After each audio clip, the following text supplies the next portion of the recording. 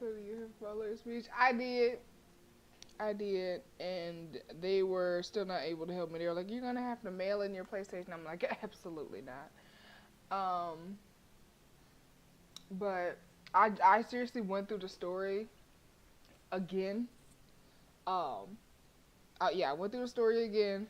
I found out a way how to speed through it, and yeah, it worked out. So I was able to go back through my stream, see what I chose, and there. So we are back. Oh yeah. It took me about 2 hours. Because I think I had hit 30 hours by the time I found out that we didn't. We were, it went away, and then it took me about 2 hours to speed through everything. Let me see. I said I was gonna go on camera. There is no excuse. I have gotten my hair done, eyebrows, lashes. I have an appointment today. But yeah. Other than that, there's no excuse.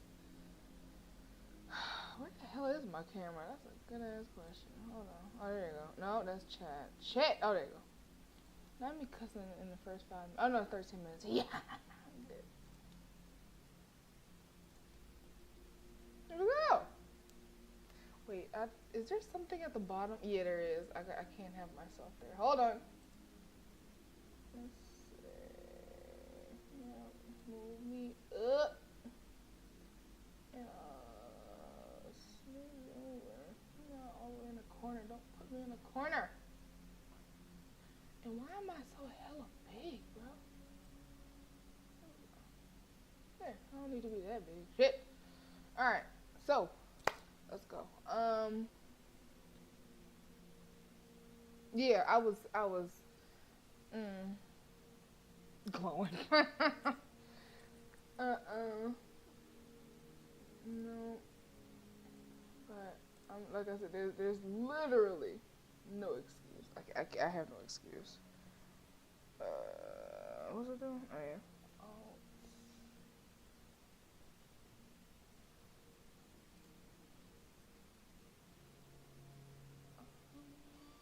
hold on now. Lock that so it don't move. Let me get this. Pull it down. Here we go. And then let me put that chat on. Please, nobody be disrespectful. Okay, let's get started. I'm a little early. I'm like 10 minutes early, but we can get started. Actually, I need to get my Red Bull. Ah, I ain't gonna worry about it. Anyway, okay, let's get started. So, alright. So we are now on. Oh, wait, let me load.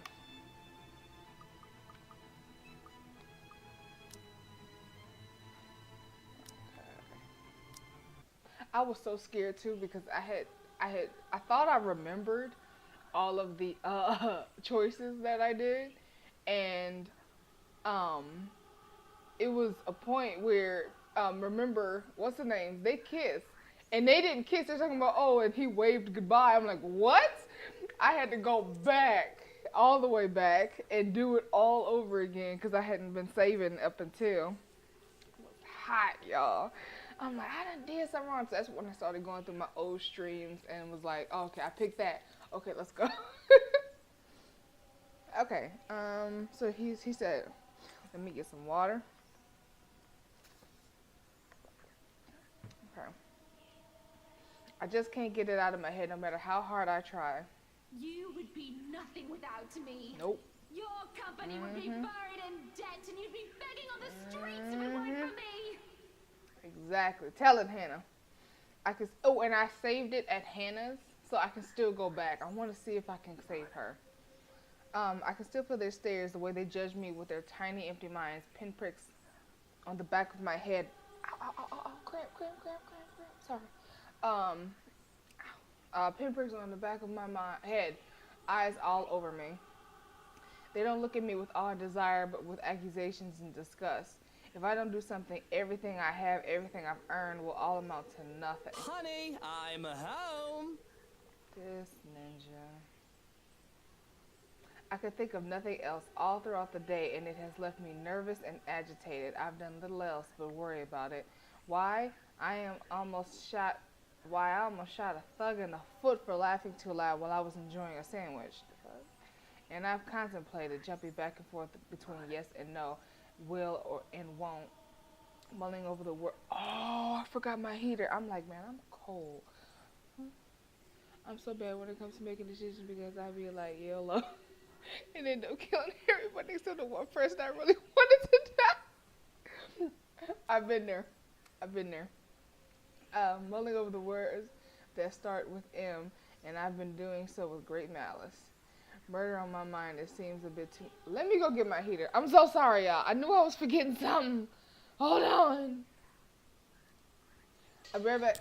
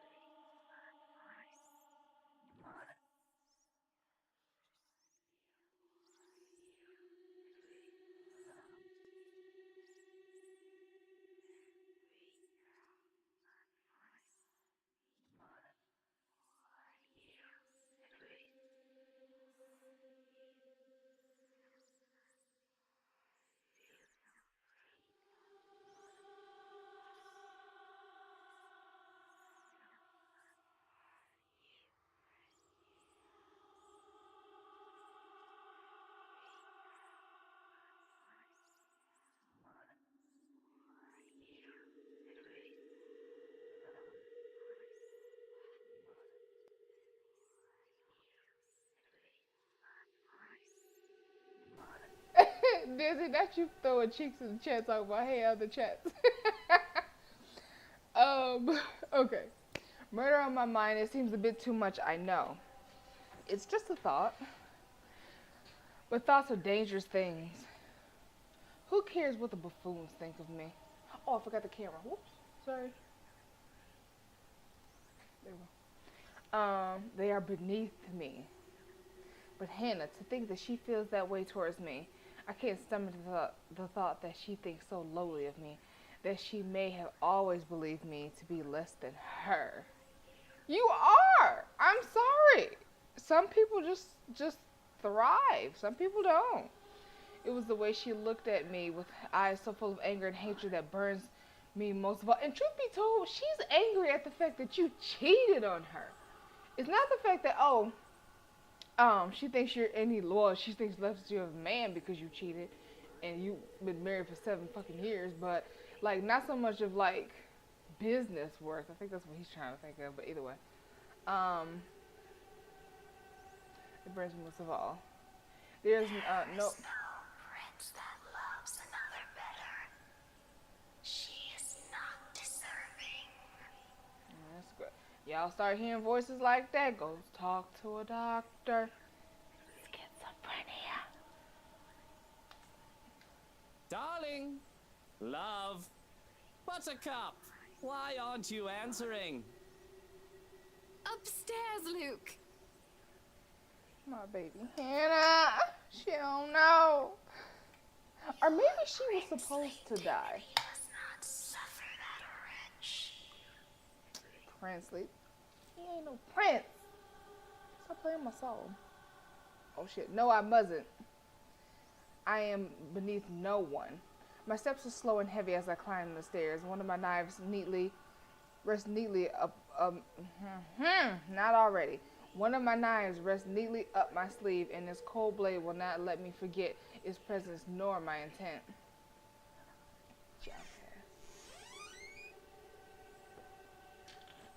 Damn, I thought he was gonna talk.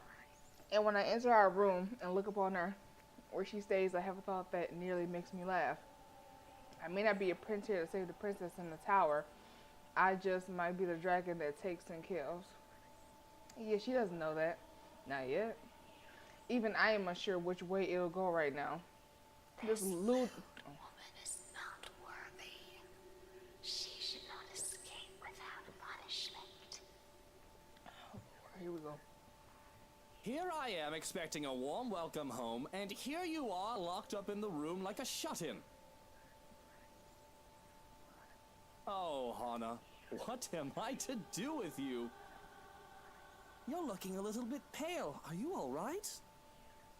I must have had something funny, actually. Maybe from the party last night. Maybe breakfast or lunch. Oh, if only that were the case, perhaps you would have been too sick to do what you did to me last night. What about what you did to her? You got a whole nother woman pregnant. A whole nother woman. You have been married for Johans had been acting really strangely while you were gone. Do you think? Do I think what? That he poisoned you? Don't be silly. He wouldn't do such a thing unless I tell him to. I'm sorry? Huh? What do you mean, unless I told him to? Did you tell him? That bastard was told to look after her, make sure she doesn't leave a guard for the princess. I did not tell him the extent of my plans, only that I hope to talk to her to see how this has come to be. But I can't even find reason to try and forgive her for what she's done. If I am to do anything, it would be best to control the situation so I can steer the story.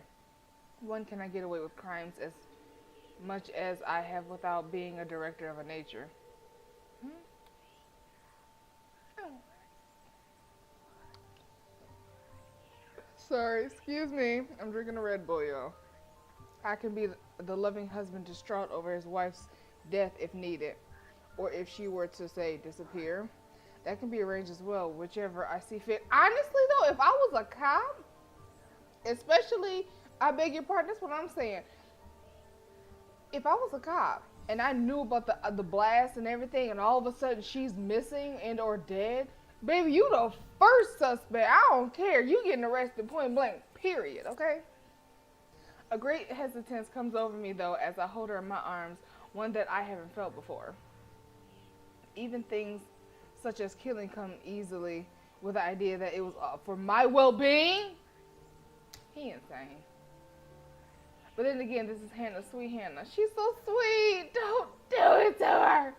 Am I really to do this? Perhaps we can still fix things.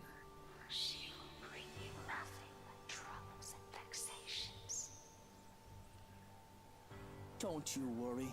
If you are sick, I'll take care of you myself. Nigga, you don't know how to take care of somebody. I did tell you that you'll have my afternoon and every moment after for as long as you live, didn't I? I am just so worried about my poor wifey. Not wifey. That Rochelle woman had some nerve, and I've insulted your honor so. My poor wifey has been through so much. Silently, I procure my knife and press it against the small of her back. This close, I can feel the hitch of her breath, and it's all too easy to imagine the quickening of her heart. To know I hold another human's life in my hands can be rather breathtaking at times. At times, have we done this before? I'm not even we. Have you done this before? It is power after all, enticing and intoxicating. My poor, me. spoiled wifey Hannah fucking Evans. Spoiled. Spoiled. Alright. I'm upset. Silver spoon in her mouth, never had to lift a finger in her goddamn life. And yet she had the brains to get your business back up and running. Let me stop. I'm sorry. Poor wifey trying to ruin everything for me. All that I've worked so hard for. She'll just take it all away. Just like that. Bruh. We've got to fix that. You know, you and I. We have to make sure you don't pull a dodgy stunt like the one you did last night. Even if we have to take you out of the picture. Permanently. It makes one feel like a god and a monster in equal measure. But one cannot be both. Which am I? A monster! I'm... Kill her. Kill her now. My poor Hannah. Why are you Doing doing this. Damn it. It is for the best. No, it's not. Because, Hannah, darling, it's never enough. I want it all. Your ass is insane. She is only getting in our way. You don't have to do this. You can still have it all, Luke. Just please, don't you love me? I do love you so very much. Oh, I still do, Hannah. I do love you. I love you. Oh, I love you. I'm sorry. She's been saying the italicized one. I'm sorry. But truth be told, you would have been hurt sooner or later, one way or another. The least I can do is make it quick and painless and have you in my arms as you go. Others go out screaming, suffering because there's so much pain in this world. This is a gift, right? But you're Nigga, outliving dang. your usefulness. In fact, you're becoming a pain in the arse, just like your dear old dad. Did you kill her daddy? Now I'm doing you a favor, and you'll be with him again. Real soon. Dude. There's no prince Now she wanna talk. caring and loving. Now be rid of her. Which is why I must do this, even though it pains me to. What's so funny? There's nothing funny, so why am I laughing as well? So cute.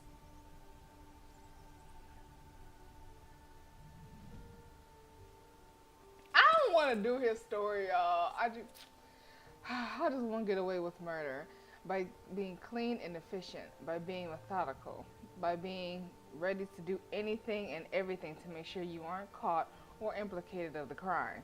I'm not. Excuse. Maybe I should have drank it before I started. I'm sorry. A knife in the back. They never quite see it coming, do they? The knife stays in there until the blood stops flowing as freely as it does. A cork stopper for something a lot more gory than wine. It means a lot less blood on my person as well. There's no time to delay. No time to think twice. While I start to drag the body face down. Oh, you couldn't even. Well, you can't because then her blood will be on the back. Damn, my Hannah. So that the blood doesn't spill on the floor. I can't take out the hallway just yet in case an errant servant strays past. But the room next to ours is remote and inaccessible to the rest of the house. Hannah has forbidden anyone to go in there. What would be the children's room, as she had wished it to be, is a pet project of hers. Only she and McCullough have been allowed. Because it was for your damn kid, you dumbass. Nobody would even dare set foot in there. Even I have not, though. It was mostly out of indifference. You'll have to do for now. A thorough cleaning will also have to be scheduled. Some lye will need to be purchased, or actually, daffodils covered up with fertilizer, and we can plant daffodils on it.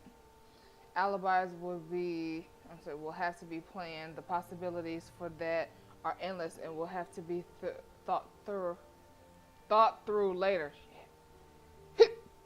Excuse me. In the meantime, my body moves on autopilot. How many times have I done this? I don't really know. Although it has been a while, I act with a familiarity I shouldn't be disturbed by. This man's a serial killer. This man is a whole entire serial killer. That's what they kept saying. What did they keep saying? They were like, oh, what were they saying? They were like, oh, what did they say? He has like a certain suave about him, something that can't be touched, and they always say that about murderers. Oh my gosh, my mind scream is Hannah, but a part of me snuffs it out. It tells me to be quiet and be a good little boy. I've done this before, and being sentimental has not done me any favors. What I do now has gotten me far in life. So why should this be any different? Desi, what is going on? It was Hannah, my baby Hannah. Now it's a cooling body. I'm sad. That's all this is. A body in a crime scene I need to be rid of, right? In my hurry to hide the body, what I see next blindsides me. What? Oh yeah, girlie was What pregnant. is all this? Yeah, she was pregnant. Walls and off-white, a simple base of painted on another color makes the room stand in contrast to the others plastered by the wall. The area is sparsely furnished with little more than a little toy chest tucked in the corner of the room, along with a shelf barren except for books and trinkets. 2 teddy bears stare down at me from their shelves, but it is what stands by the window that catches me off guard. There's a moment of confusion as if my brain has shut down and it has to catch up with what I am seeing. A fucking crib! Oh, I imagine I must be ghastly sight when the blood has left my cheeks already. I have to clutch in my chest, fearing that my beating heart would just burst. I have to take a step back before I can stumble forward. I feel faint.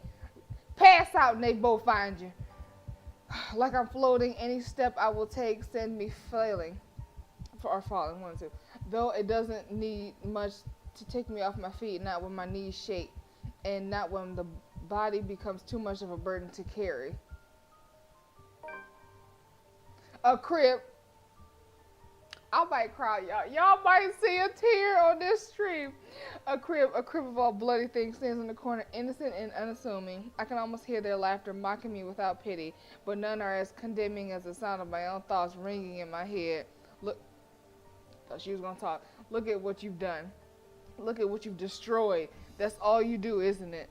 Make a mess of and kill. Why don't she talk? Why isn't she talking now, huh? I'm sorry. I'll make a mess and kill everything you touch. Is nothing precious. Oh, that's why he liked flowers so fucking much, because that's the only thing that'll live once you touch it. We getting it. Is nothing sacred. Is nothing safe. You are your father's son. The possible implications of what I've done weighs heavily looming over my head as she lays still in my arms. Any will I had, any strength I had mustered in order to hide what I've done seeps away. I can't hold on to her anymore. I have no right to. My very touch corrupts and stains everything with my blood. Oh, with blood on.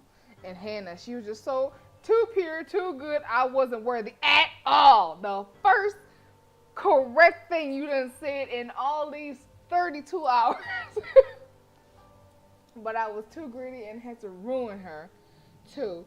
With reverence, the odd thing to feel for someone I just murdered, I carefully put her down on the ground. That's all I can manage. I can't even pick myself up. Fatigue takes over me and I resign myself to sit my back against the wall. I killed her. I never thought I would actually go through with it, but you did. I've told myself many times in the past that I would kill her one day. After a fight, I would grit my teeth and tell myself that I could get rid of her. But when the anger has faded, I always changed my mind. I needed her, wanted her alive. I've always managed to stay in my hand, never to harm her, neither with a fist nor with an open palm. Now she's dead because of me. I know what I'm capable of. I've done so many selfish... Okay, why are you over there flickering?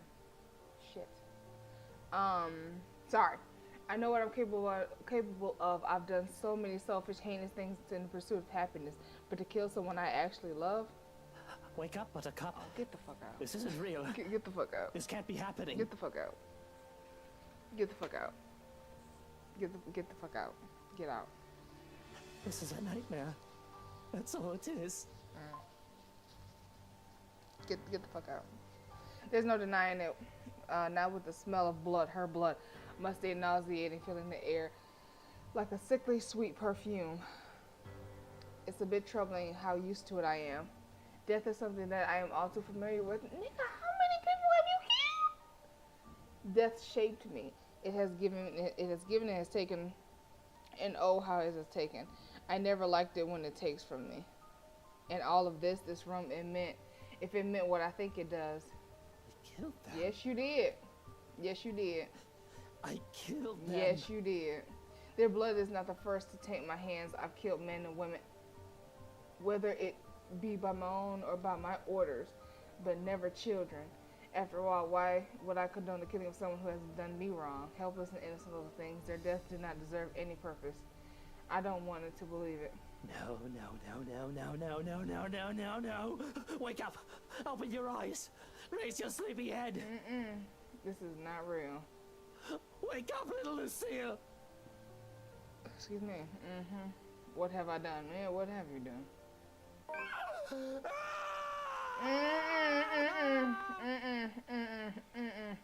I don't know how long I sat in there faced with Hannah's corpse in that horrid room. For a brief moment I had thought it's a good idea to sit her up, as if that would change anything. But the notion alone is stupid, one among the many, and it leaves me with the little energy. At the very least, I managed to heave myself out at one point, only able to drag myself to the foot of our bed. Looking out the window shows the light has given way to darkness, enveloping everything with the night sky. Jesus. On any other night, it might have given me comfort, but now I want to rewind time and have my sunshine once more. Too fucking late. I loved her. And that's why she had to go. Get the fuck out. I'd be pissed off at the voice now. Like, you didn't tell me that, alright? You so all-knowing and I need what I need to know, yet you ain't tell me that shit. To be honest, I really don't know how to feel. Face it, Lucille Mitchell Wright. You owe me everything. And she did. Let's be real. Let's be honest. Let's be truthful. I was just blinded with rage with how she humiliated me at the party. I've worked so hard to be where I am, and you ain't did shit. But in the fickle society of the rich and famous, my own wife turning on me like that is basically social suicide because you got another woman pregnant. Stop playing with my soul. I was so angry, ready to protect what I've built for myself at all costs. I still feel the anger burning low, but for some reason it's directed at myself. With it, confusion rears. Questions come and go as I second guess myself and my actions. It had to be done. I knew she was coming. She was getting in our way. She wasn't getting in shit. Yes, yeah, it had to be done. Was she getting in my way? No, that's not it. I did it because, I don't know. A rawness scrapes at me until I'm left with feeling cold and hollow. It carves out my insides and has me wanting to scratch at my skin. It's crushing, suffocating, and it makes me want to claw at my own throat. I've only felt this once before when she died. One can only call it grief. I'm like, that don't make no sense. Perhaps this is the worst feeling of all. She deserved it. She didn't deserve shit. It's all her fault. It's your fault. With her out of the picture, I can focus on me. I Like can do you what I didn't want already? without compromising. And besides, I never wanted to be a father anyway. Oh, stop the cat. You need neither that whore of a woman nor her children. Okay, but what about your other whore, your actual whore, and her child? What about her? What's up? I would never want to be a father. I can't imagine what kind of father I would be and wouldn't wish myself on any child. Now with who I had as an example. Damien Wright was not a very good father in the short time I had him as one. In fact, he hadn't been a father at all. He cared little for me, didn't even know about my existence until he needed an heir. There are others out there, other children that I will call my brothers and sisters. I know of one brother from Brighton, older than I by many years, who was cast aside because he was ill. Another born within the same week, as I was ignored because he had a preference for men. Oh, oh wait, no. I mean, oh, you done cast him aside. Damn.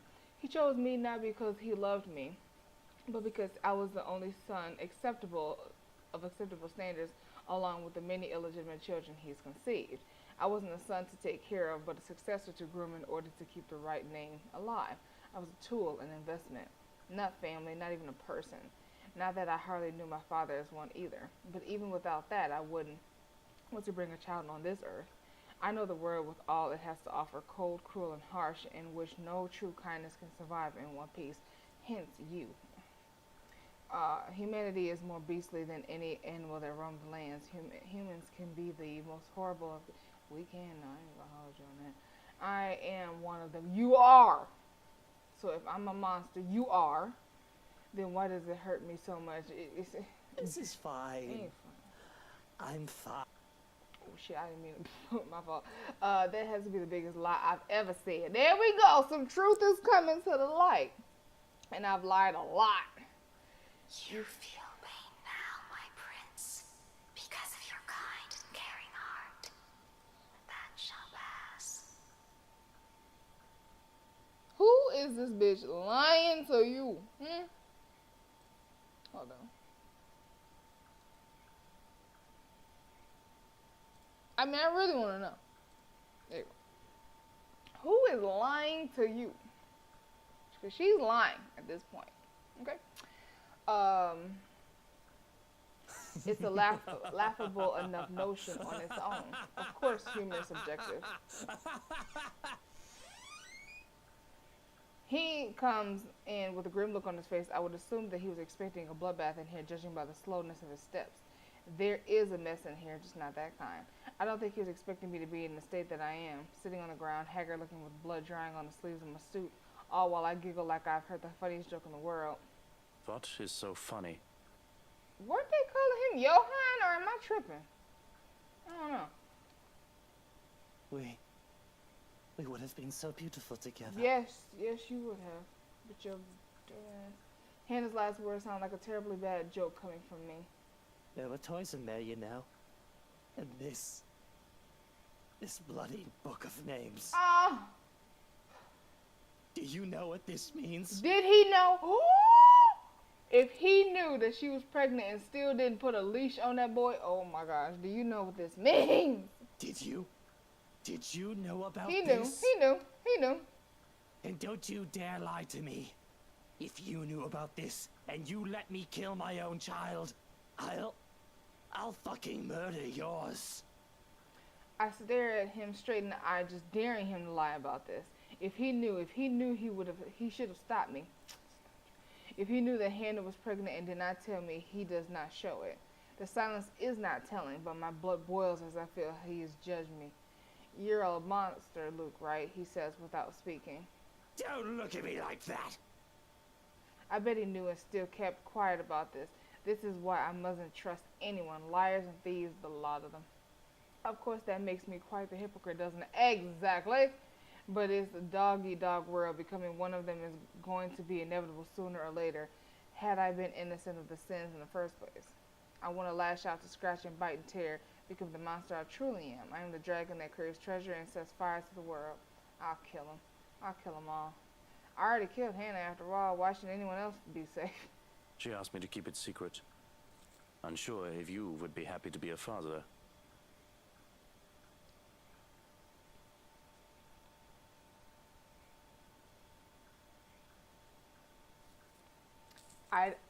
Let me put this on the record.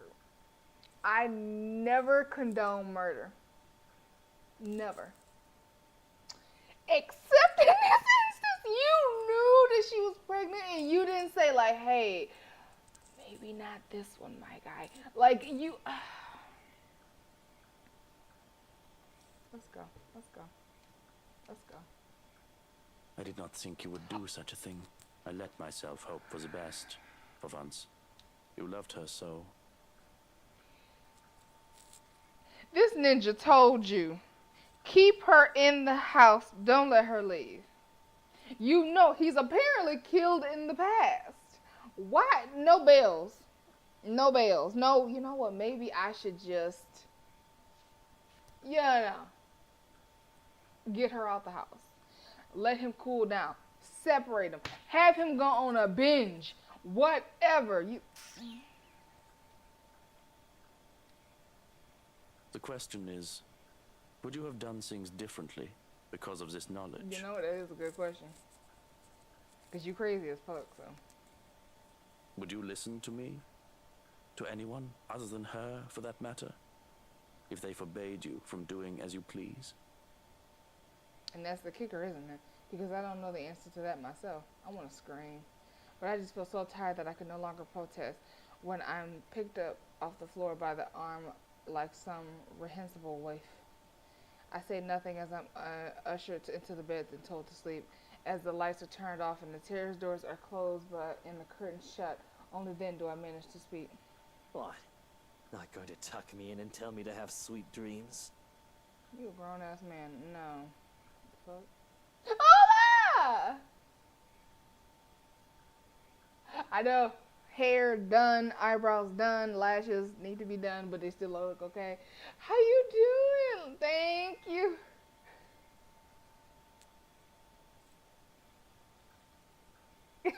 You good, you good. I'm like, wait, did I hear my messages? Let me see. Nothing. He doesn't speak or even acknowledge that he heard me. The man merely collects the dirty laundry and leaves without a second glance. There is nothing but silence, cold and lonely and oppressing. How long has it been since I've slept alone?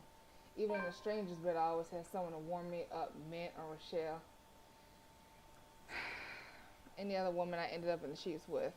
And I make sure I always leave first, never wanting to wake up and find myself alone again. Oh no, you're gonna be alone for a long time.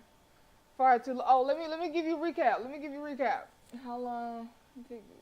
2 hours. 2 hours. So he killed her again, but from his perspective, crazy. He's hearing voices.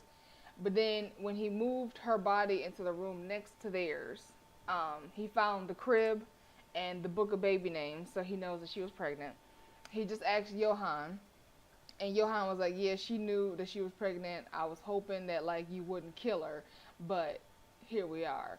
So now he going to bed. Far too long. I can't even imagine how I've managed to sleep without a warm body beside me before I had Hannah. Still, the fatigue soon catches up and pulls me into sleep's embrace. You fucker. It is not her sobs that I hear, but his, hers, theirs. I'll never know now, will I? Nope. I've killed them. Yes, you have. By my own doing, I've ended it all, even though in... Hold on. I can't read with that. Oh, sorry. By my own doing, I've ended all of it, even before anything has begun. Their blood drips from my hands, pulling at my feet, lapping at my ankles like the cold, suffocating embrace of my sins. They creep up my limbs, slow and unhurried, twisting and turning. Up and up it goes until nothing but a sharp, guttural cry escapes from my mouth. Then all at once... What is it? So beautiful. Nope. Nope. Is that it? Here we go. Sorry, I can't read with that in my ears. Okay, I choke back a scream and wake up in a cold sweat. With my heart pounding in my ears, it takes a while to remember where I am. In the dark and the cold room, one can't fault me for feeling ill at ease. It isn't as bright as the penthouse, and the renovations did take little to change how old it feels. We've been here for less than a week. It'll take more time to adjust. If it's hard to feel cozy though when I'm bloody freezing. It's because that ghost in there trying to get you. I'll just say. Nudging the lump of fabric next to me, I sigh. It's cold. Don't hog the sheets, Hannah. She always did this though. It hardly bothers me. Growing up, I was lucky to have something to use as a mattress. I'm not the one who grew up accustomed to Egyptian cotton with a thread count of 800. You just jelly. Besides the warmth that Hannah exudes, I think is how I say it, on her own is usually enough to keep me sleeping throughout the night. The temperature tonight will be something else with how chilly it is right now. It takes a while, and then I remember it can't be Hannah. So, who is it? The horrible image of Hannah's corpse lying beneath the sheets come to mind. Let it be anything but that. An intruder seeking a warmth and shelter from the cold, dreary night. A maid sneaking in with mischief in mind. A hired hitman that has it out for my head. Even the last would be better than finding her there. I could fight off a man with a gun. I can't say the same with the sight of her dead eyes reminding me of what I've done. The smart thing to do here is to get out, really. But a nagging curiosity aside is I have to know what they're here for, and more importantly, what they've seen. What if they seen what's in the other room? Why linger? Do they hope to blackmail me in this? What the fuck is wrong with you? I'm sorry. My Streamlabs keeps like flickering and it's freaking me out. Okay, you said what? You say, you know, I was thinking Luke was acting a bit possessed, but I don't want to give that man any leeway. How can he sleep after killing his wife and baby? Psychopath. Okay. Okay. Sticking around until they can talk to me. If I leave now, they might as well. Just the act of trespassing alone should be cause enough for punishment. Whether that punishment leads to a swift execution remains to be unseen. There's no sign that they've heard me, nor have they shown any signs of moving where they lie.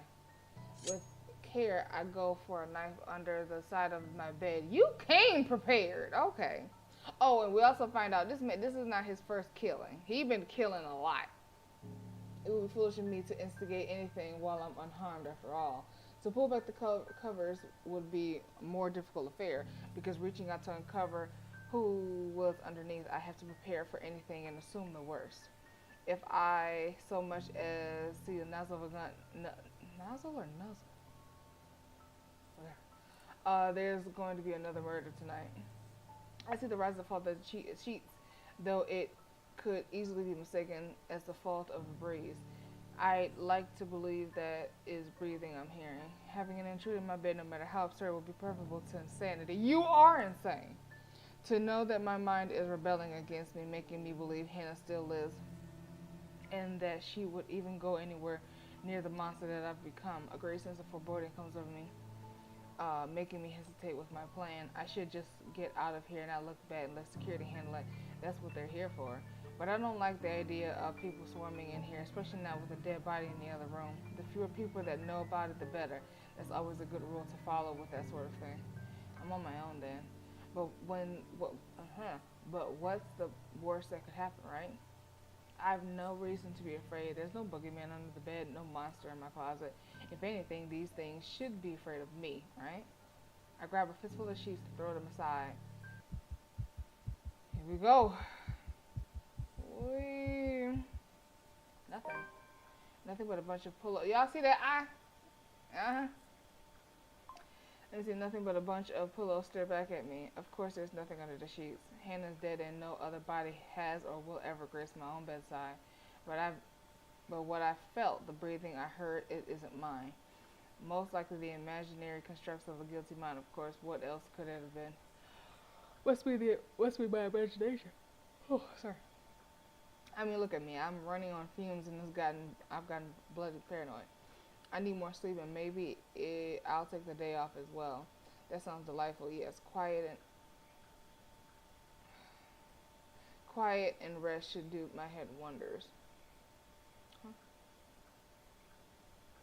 What day is it? Sunday, the day he killed her. Yeah, I don't know what day, but it's the day he killed her. Yeah.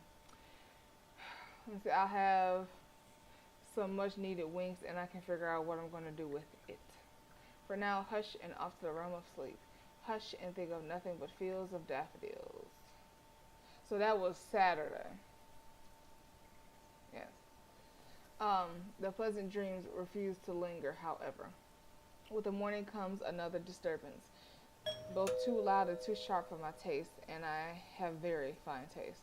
When the piercing rings of a doorbell reaches even the bedroom, I'm very much inclined to think the person who built this place lacks any sense of it.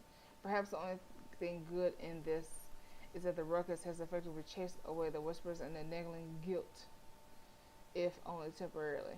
Still, it's a bloody annoying distraction. I can tell already that it is going to be a long day and it hasn't even started. Before the racket even last another minute. I'm peeling myself off the bed and heading straight for the main door. There'll be another murder today if this doesn't let up. How quaint. It seems everything in this blasted universe is intent on getting on my nerves as of late. They are unworthy of your attention, my prince. This is the voice he kept hearing when he was killing. So, yeah, crazy. Gordon Bennett! Only a Nancy would knock at such an ungodly hour. In the first place, I shouldn't be the one doing this. This is why I hired a valet, for fuck's sake. Where's that damn butler when I need him? I'm telling you. Cast them away. Drive them away. Crazy. I'll be honest, if only for today, with the mansion this quiet at this hour of the morning, it's easy to believe those little ghost stories might be real. But the only horror here is what I've done last night. The blood's still on my hands, regardless of how many times I washed it off. I'm up, y'all, I swear. Neither the deafening silence nor the biting chill spreads across every room in the place. There's no place for fear when guilt already burns their fuel. So I wait another second. When no butler still answers my call, I simply yank the doors open myself, perhaps with more force than needed. And maybe it should be appropriately there, considering the person on the other side and the hour he dared appeared on my doorstep. Even someone with half a brain knows not to disturb anyone this early. Brief confusion quickly gives way to anger, and before the bloody photographer can even get a word in, I'm hurling venom at him. It's less than he deserves anyway. Hannah would disapprove, scold me for treating the man with such disrespect. She seemed fond of him after all, treating him like a friend she's known for years. But she's no longer here, is she? 'Cause of you! You! Again! It's bloody 6 in the morning! What the hell is it now? Listen, sir, I know this is not a good time. Oh, it's not a good time! Did you even check the clock before coming here? I bet you didn't! My home, my rules now. It's as simple as that. Unlike you, the ones living in this house need to sleep. Oddly, the words taste foreign and bitter on my tongue. A remorse slowly taking home, creeping and twinning inside, reminding me of my transgressions when it hasn't done so before. Funny how the years have changed me. So I let anger guide them instead, if only because it's easier to cast it away when you have someone else to project it onto. It just so happens it's a person I will never take a liking to, no matter what the memory of her says in my mind. A plus, I suppose, a blessing. At least I won't feel any remorse if my ire does pierce. Only you matters. No one else. Come back when people are actually awake, or I'll call security on you. He continues to shout. He continues shouting even as I slam the door in his face. No, some nonsense about the news lately, though I don't understand most of it. However, the closed door muffling the better part of it, and with no ears to listen, his tirade doesn't last long. Eventually he leaves, and silence once again fills the room as it should. In hindsight, maybe I should call for psychiatric services. He certainly sounds mental just screaming like that. A suspicious man like him left roaming the immediate grounds, nothing can good come of it. But if his presence will indeed bring a problem, a sign of bad things to come, I'll probably know for soon enough. Worst comes to worst.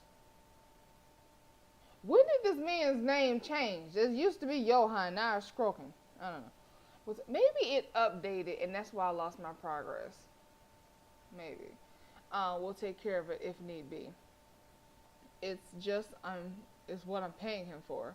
In the meantime, if he touches Zach, I love the ... Like that thread is yes. In the meantime, the bigger problem at hand. The hutch is quickly replaced. So we on Sunday morning still, okay. The hutch is quickly replaced by the nightmarish reality of what I've done and what I must do. Though the guilt weighs heavily upon me, I need to push it aside and proceed as necessary. Emotions play no part in this. Regret will not keep me out of jail if I don't hide my crime one way or another. I gotta send a text. I have to send a very important text. Hold on.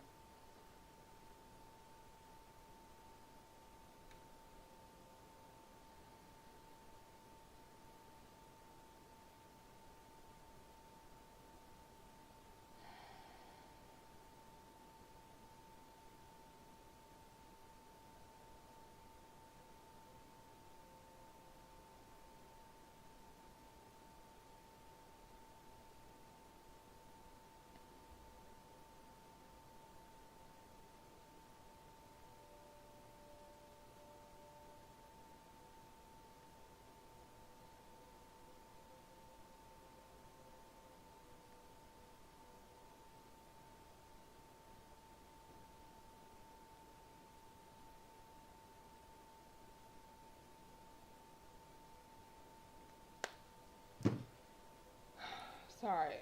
Or it should be easy. Just hide the body, no? Drain the body, crush the teeth, burn off the fingerprints, and mar her face past the point of recognition before chopping the body up. He's done this before, and this is not a question. He said it. There will be plenty of options after that. Incineration, feeding it to the animals, dumping it in the ocean. And she would like that last one, wouldn't she? Of course, there's always the option to let her decompose and become fertilizer for my daffodils, you sick fuck. That really isn't the big issue, though. This whole murder business just ruins a good Sunday morning, does it not? Somebody get him a straight jacket. Ugh. Hannah, my dear Hannah, till death do us part, and you must part. Forget about her. Oh, he's done it before, multiple times. He said it. So, yeah. Yet even in death, I can't let you go. My hands still shake at the very idea that I have your blood on them. My insides feel both numb and afire because of the sin I have committed. My lips quiver and as I fight off the urge to cry prayers and apologies in the hopes that they will be enough to bring you back. But I know that this is no fairy tale. But I'm not going to wake up the slumbering princess with a kiss. True love and otherwise, no sentiment or good intention will change the cruel reality of life. What of life is of you? Oh my gosh. Even if miracles do exist, I do not think they would have for a man such as myself. The past cannot be changed. I must deal with the consequences to come, regardless of what the other person who has just walked in says. And he always has an opinion. I think murder would ruin a sane person's mood, no matter the day or time. So both of y'all insane. Okay, cool. Continue mouthing off and there'll be a second one, Shraken. I've killed for less in the past. Okay, Ola. Wasn't this man's name, I just said it, Johan? Like, when did it become Shraken? I don't know. I've killed less, I've been soft, complacent. Stop playing with my time. Those things need to change. Oh, my watch is so tight. I don't know why I have it so tight on me. Oh, God, that feels good. Sorry. Those things need to change. She made me soft. Over the years, I've been told marriage has made me a kept man. And of course, people stopped saying that after I shot a fool who thought disrespecting my wife would get him anywhere. Now that she's gone, though, well, who knows? I mean no disrespect. Excuse the murmurings of the insane, yes?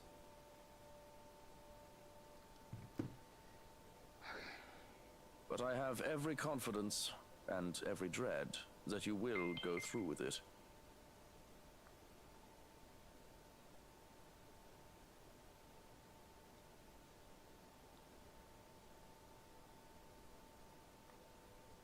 However, about the Madame, how shall we proceed? Hello. Welcome. What do you say? How should we proceed? I'm sure it has come to you that this will need more attention than the others who have gone under our care. The chances of her remains being found is slim if we do things properly, as we have done in the past. But the chances of her disappearing going unnoticed, not bloody likely. Was Hannah. Whether she was Hannah Evans or Hannah Wright, she's practically Luxborn royalty. Exactly.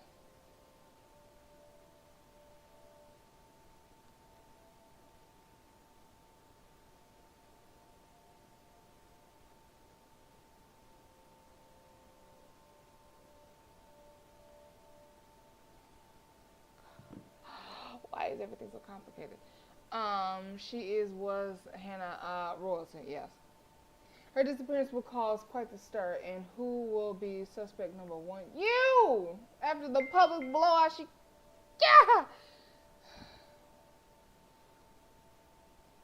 Okay. After the public blowout she had at the party, exactly. This won't be an easy as, say, killing an ordinary accountant whose law looked into the numbers a bit too thoroughly, or an attorney who hopes to get in my way. For now, I'm telling you, this man has been killing, like, a lot of people. For now, I need time to plan, at the very least, hide the body and cover up her disappearance. That's why I had the rest of the staff sent away, except for Strohan. I suppose we can't just sweep this under the rug, can we? What about a magic trick, then? Can we pull off a sleight of hand? Now you see her, now you don't? Misdirection. Clever. You could blame the butler. I would not mind retirement. A nice try, but I'm not letting you go. I still own you until I see fit. Look at this shit. He's up. There's no need for you to take the fall. Not when there are plenty of others I can pinpoint as the culprit. Why even make it murder? I don't think turning it into a kidnapping story will work, but Hannah was socially enough, and she had plenty of suitors. She could have been a bit too friendly with one of them. That would be the pot calling the kettle black. Exactly! Got a whole nother woman pregnant. Stop playing with my soul. But she might have, if she was falling out of love with me, she might have wanted to leave me for another. Someone who else caught her eye, her interest. Just our very visitor this morning, in fact. People don't like a film about colors. I suppose they would have liked Blue Bibby a lot more. Very funny. So, Grand Director, do you want to tell me what Blue Foncé is all about? I was talking with Zachary, the photographer for Luxury Living. He was a perfect gentleman, Luke. I can't say the same for you as of recent. Look, Luke, nothing will happen. You have to relax. It was just a friendly chat. If he tries to blame her murder on Zach, I wish I could put the meme up of that guy throwing the computer out. Like, just throw the whole thing away. I'm done. Is that why he's here? Unlikely. But her, is that why she's pulled that fucking stunt in public? Does she really not love me anymore? Is it because of the photographer, or is it someone else? How many others could it be at fault for her change of heart? Ain't no change of fucking heart. You cheated on her. She already had you and she let herself stray. You the one cheated, but now she's at fault. Stop playing.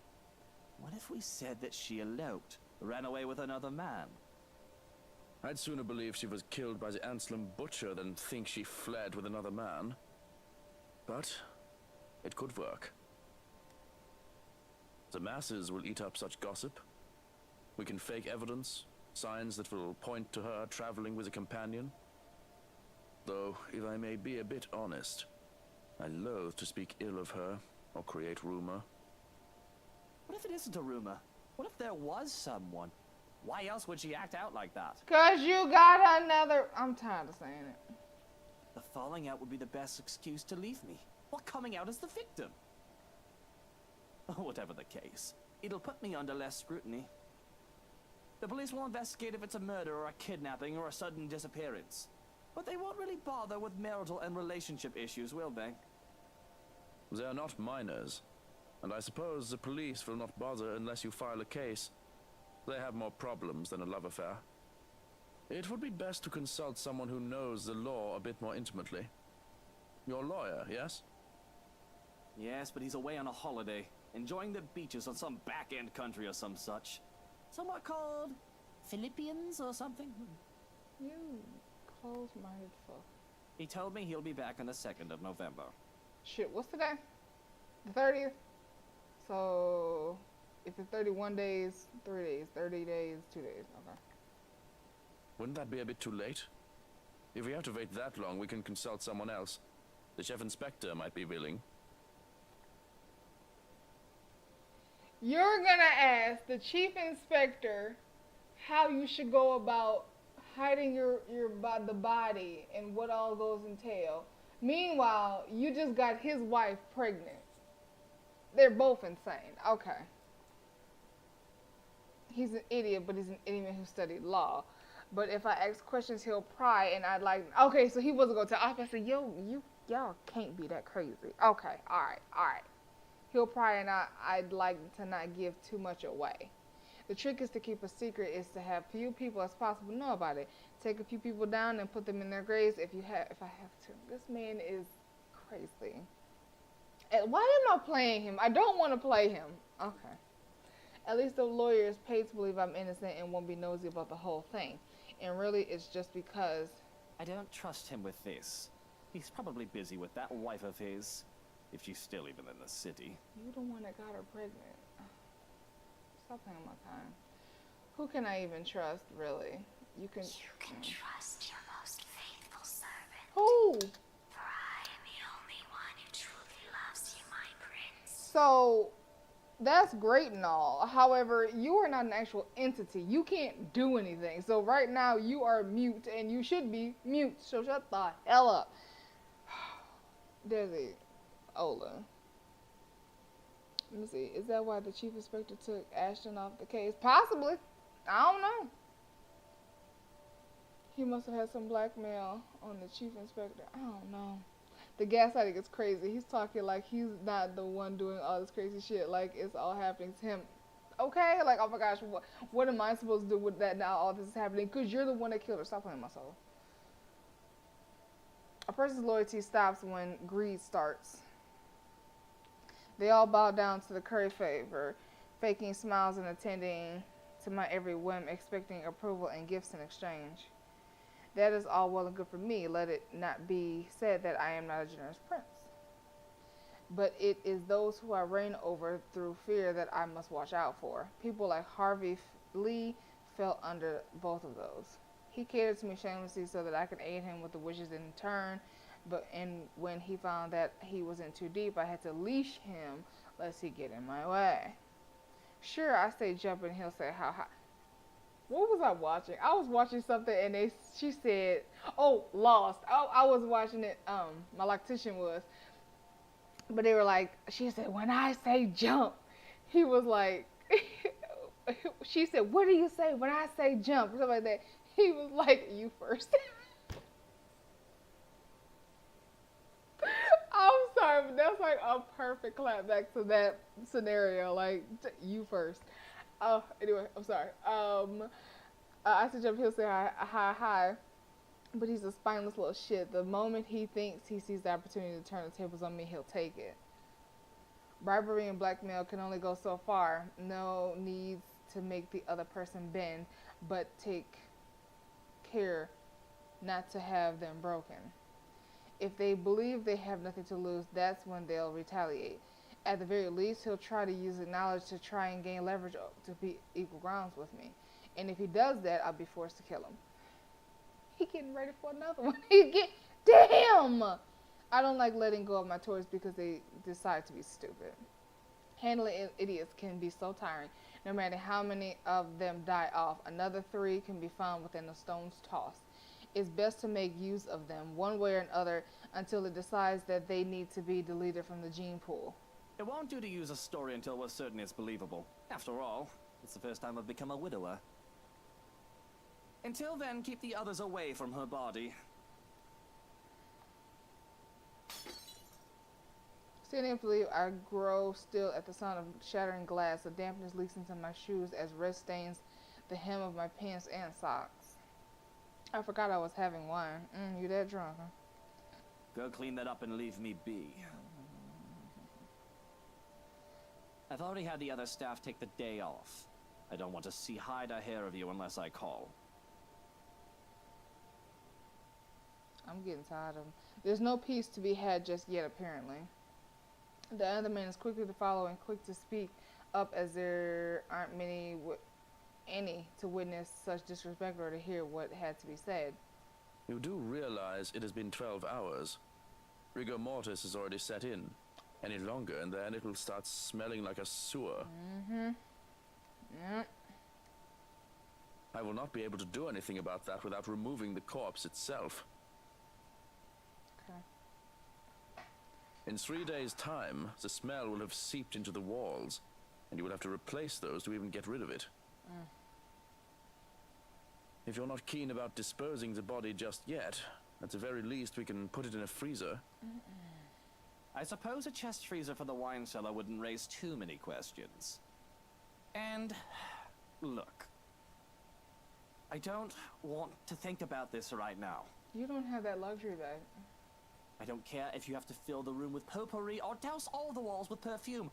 Go order a freezer and have it delivered today even. Just make sure it doesn't stink up the place until we get rid of the body. Make it happen. This is your problem now. I will call the chief inspector so quick. Don't try me. If you are not to attend to it, will you be reporting to work then? He ain't going to work. You've already cancelled your appointments for the day, but some are still insistent that you keep to your original meetings. He don't do nothing. He don't know how to do nothing. The board of directors are especially adamant about talking about the hotel and... I put a hand up to stop the man from talking before he goes any further. Why, I can already feel the migraine building up from all of his worrying.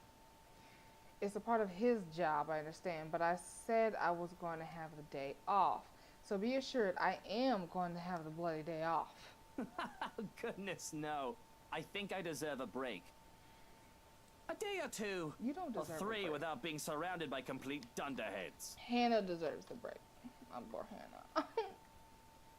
Director Hahn can handle those busybodies for a while, can't he? Probably not. Or you can, but he like, that's not my job. I don't get paid for that. For fuck's sake, I can have the week off if I want, and my finances will not be the worst of where. My company and the businesses aren't going to keel over and die just because I decided to take leave for a bit, right?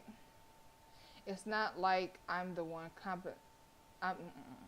It's not like I'm the only competent businessman there. You're not even that. Oh my God. I mean, at least I hope not.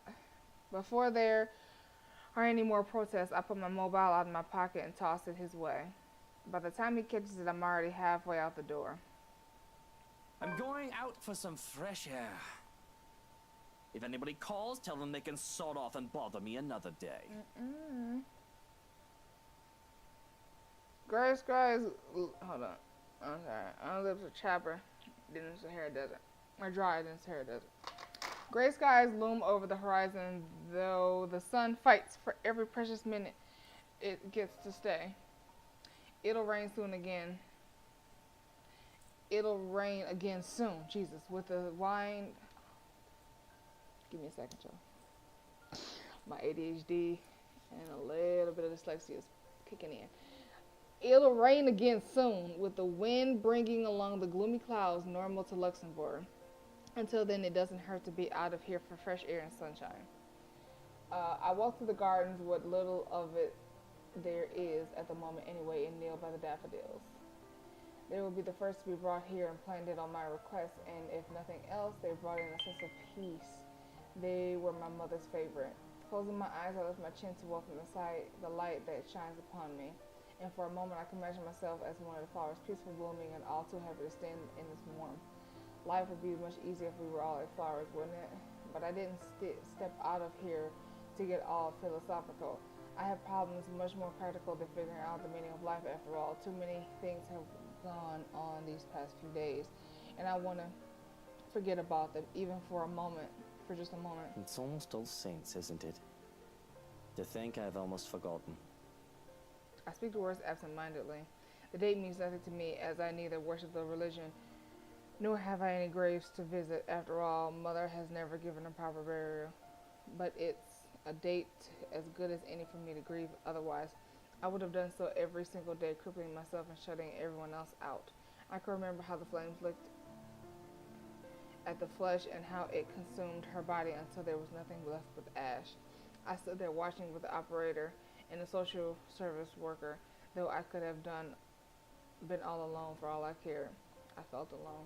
It was the most they could have done. No one would attend the funeral of a dead prostitute, let alone pay for it. Damn.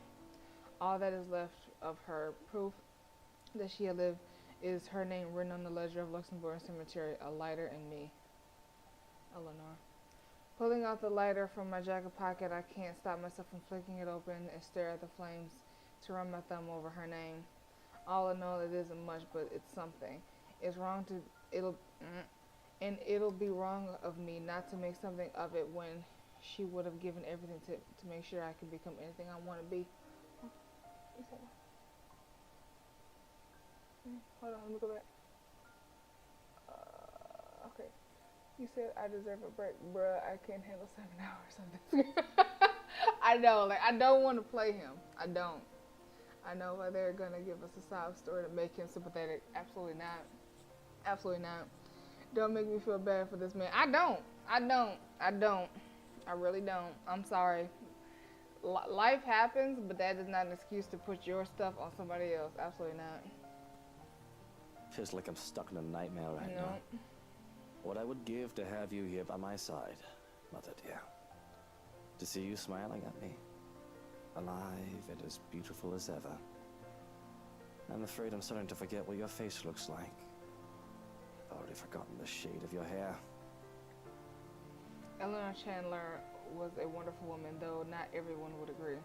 Not everyone had seen past her occupation, past her vices and her illness. All they saw was a poor woman who sold her body to make ends meet and had a bastard son because of it. They didn't see the mother who worked hard to put food on the table for me, the woman who gave and gave and gave to me while expecting nothing in return. She taught me the merits of hard work, but though I loved her so, I worked hard for myself. I would not be foolish, so selfish towards people who would never give back. I learned that from the father who plucked me out of the orphanage for his own selfish gain. I pocket the lighter before I can feel the urge to set anything ablaze. Considering my close proximity to the flowers, that would have been the most likely victim of arson. Just the thought of it is blasphemous. Nevertheless, that doesn't save them from being picked, just enough to make a bouquet of things in honor of Eleanor. Would you be proud of me if you saw me now, Mother? Hell no.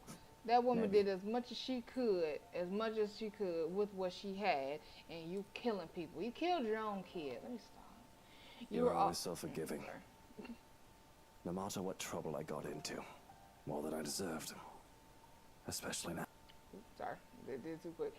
It's been a while since I've talked to my mother like this. Do I even deserve to talk to her now? Now. It feels wrong to do so after what I've done. Not because I have blood on my hands, no, that's nothing new. But when it's her, when I've killed my lovely Hannah, I don't even need to worry about becoming a father anymore because I am certainly much, much worse. Damien never killed Eleanor. He never had blood on his hands. Staring at the flowers offers me no safety from that reality. The peace I came out here for is short-lived when my own mind betrays my guilt. My guilt. But I'm a stubborn fool who's set in his ways, and I refuse to get up and go back into the house just yet, even if there's no real point in staying in the dirt. And I'm made even more determined to stay when I sense a presence standing behind me. When I told Shohan that I would tell anybody and everyone to sawed off and bother me another day, I do mean that. Leave me alone, Shirokin. Go make dinner if you want to be useful. I think those flowers look beautiful, my lord. Who the fuck is this? The parlor, the room where the lady stays for her tea. It could certainly use some. Who is this? And why are you here, little girl? The voice is not familiar, though. I'm not really one to remember such things. A beautiful woman stands behind me, a servant, if one were to assume from what she wears. And that should certainly concern me when the other household staff members have been sent away for the day. Not to mention, I like to think I'd remember a pretty face like hers if she was under my employ. Nasty. If she's pretending to be one of the staff, she's out of luck. And if that's the case, she shouldn't push her luck lest I decide another murder will not ruin my day any further. Oh my god, this maid is crazy! But I can only feel at the very least indifference at her presence and annoyance at most. Beautiful as she may be, that did not exempt her from my wish to be on my own. There's a part of me that feels like I'll snap at any moment for the smallest of reasons, and I'm just waiting for an excuse to let go. Didn't you get the memo? Are you new? Today is a day off. You aren't supposed to be here. Am I not? I apologize, my lord. I wasn't aware that we are not expected at our stations this day. It's just that today is such a beautiful day. I don't trust her. I saw you alone and simply thought you could use some company. I'm sorry. Point. The birds are singing and the flowers are blooming. It would be a shame to spend days like this on my own. But with these rare sunny days, I wish I could spend it with my sunshine in my hand. And it's too late now, buddy boy. Something claws and lashes out inside me at the reminder of what happened, of what I did to her. To know that she is not here with me to enjoy these scarce times when dark clouds do not plague our skies. An ill feeling takes over me at the mere thought. I have to swallow down the bile that rises in my throat, force an expression not to betray anything. Any signs of weakness is not allowed. The slightest of slip-ups and I'll be swarmed by sharks hungry for blood. Perhaps taken with talking with another person, a human being that doesn't know my sins will do me some good. That or there'll be another pretty corpse by the end of the day. Good God, Let's man. forgive it. You must be really enthusiastic about your job if you didn't realize it's a day off. Somebody, come get him. Come get him. Come get him. I simply owe everything to the lady. Work is all I know. It's the only way I can repay her. But if my lord wishes to take it as enthusiasm, I won't hold it against you. She smiles. She has that sort of smile that makes one's kindness shine throughout, without, kindness shines through without words or action. It reaches her eyes, filling them with a strange sort of mirth, as if she's just thought of something very funny. And I'm hard pressed to return the friendly gesture. I'll be civil. That doesn't mean I have to pretend that I enjoy it, though I'm debating just dismissing her all the same. The flowers in the countryside are rather beautiful, aren't Not they? you trying to fire her after you know Hannah brought her in. Let me see it. And that's if the case. I don't trust her, but whatever. The flowers are, Though I must admit, they do not appeal to me as much as the ones in my homeland do. Not a native born here then. Probably a foreigner who thought looking for a job overseas would let her live the high life. Only for stark reality to slap her right in the face, damn. People like her are a dime a dozen, and she's probably one of those undocumented foreign workers too. There's just a whole doozy of a debate about them nowadays. That's wild because this doesn't even take place in America, and yet, so it's everywhere. Though it's probably best not to bring up the topic, if only for the sake of my temper. Still, I have to rise to her bait. Flowers sound like a safe topic to breach, and I rather enjoy. And one I rather enjoy. Is that a challenge, I hear?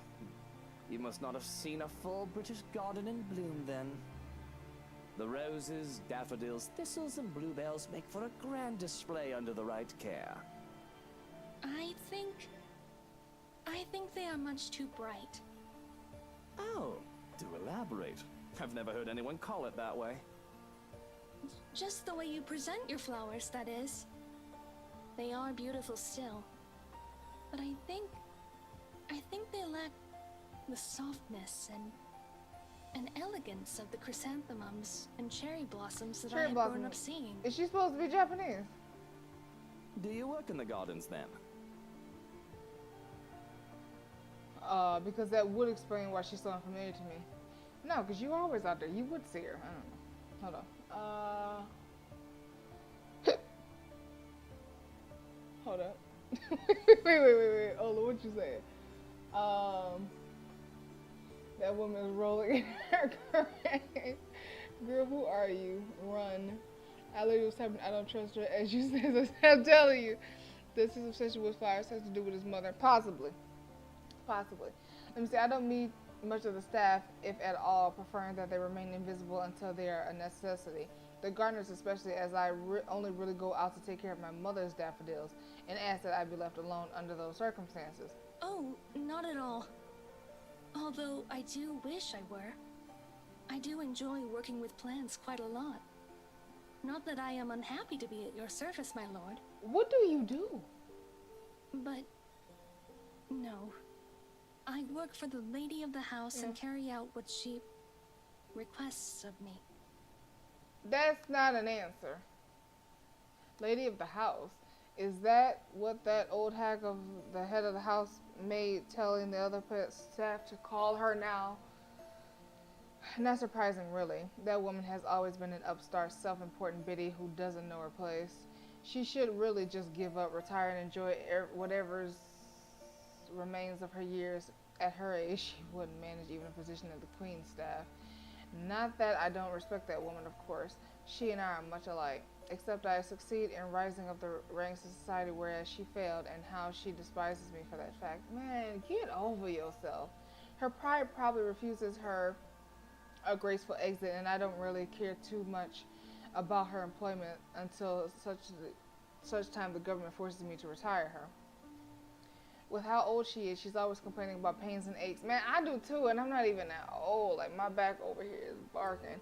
Let me see. I'm sorry. pains and aches and about young people. She's a difficult character and she only acts real tolerable around Hannah.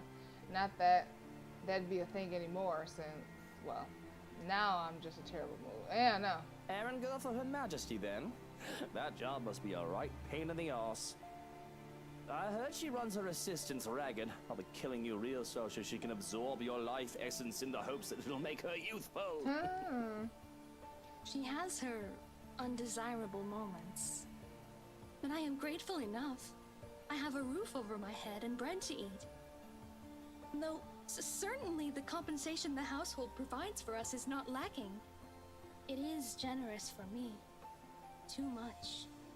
Too much for someone as lowly as I. Girl, if I need some self-esteem, the fuck? I did not mean to imply insult, my lord. I'm simply... I wave it off. Accusations that I'm paying my employees less than proper are often unfounded. I like to think I'm fair with my wages. And it doesn't seem she meant any harm by it, but... You do not look too happy. I really did not mean to upset you. I need you to leave at this point. You're getting on my Lady nerves. of the house will surely be furious if she hears of this.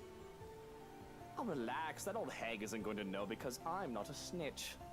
But to be frank, I'm just wondering what you're here for. Okay. It's a nice day. A lovely lady like you should be out on the city with some lucky bloke. Apologies. I did not mean to bother you. Yes, I thought did. you would appreciate the company, what No. with the rains about to return. And if I do not appreciate the company, if I wish to be alone, don't you think I came out here for a purpose? I did nothing to mask my indignant now.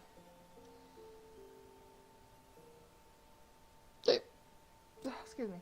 If there are any other time, maybe if we were somewhere else, I would try to be a tad bit civil for a while longer. But if my foul temper will make her run off, all the better. I don't need servants or their imposters nosing in my business. But she stays unperturbed. If anything, she's rooted herself to the spot, still and silent. Damn you, woman, leave. She looks at me in quiet appraisal while I try my best to see if I can just ignore her. A difficult feat as her stare makes my skin crawl, and what she says next sends a chill up my spine. But, my lord, that is not what I see. Well, I don't care what you say. Loneliness casts shadows in your eyes and sharp lines on your face. I see a man who is thinking of the woman he loves. You miss her. You regret. Though I cannot fathom why. She did not deserve you. With the money and power I have, it's no big surprise that there's a target pinning on my back. There have been a few times that someone has tried to take care of me. I've been personally insulted before, called a bastard and a demon. They think angering me will make me slip. The very fact that they do try to get rid of me is insulting enough as it is. But this is different. Nobody has spoken of my mother before to get to me, because nobody knew of her. As far as the greater public is concerned, I am the son of Damien Wright. And whoever was unlucky enough to bear me is nothing but an unfortunate footnote in the history of our family. Who are you? Who sent you? What do you want? How do you know about my mother? You say ain't no way people like this exist. My brain can't fathom. Is this lady from the house the ghost? Possibly, because I'm hearing the music, you know? Let me see. You succeeded by marrying into money, Mr. Wise Ass. And that's the thing, like, he not even married into money. Apparently, like, his mom, like, got pregnant because of his father. And then he just groomed him to be a successor. But you fucked it up. That's why you needed Hannah. So, like, I don't know why you're thinking you so... Man, she's never met the boss before, and yet she's going off on some random shit. Girl, who are you? Like, that's my question.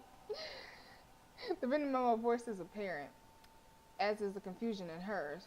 Your mother? No, I speak of the woman you wed.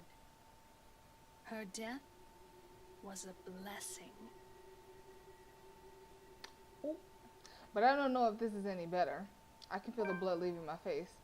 We had sent the others away for this exact reason, to give us time to cover up her disappearance, her corpse even. But if she knew about it, well, she has to be taken care of.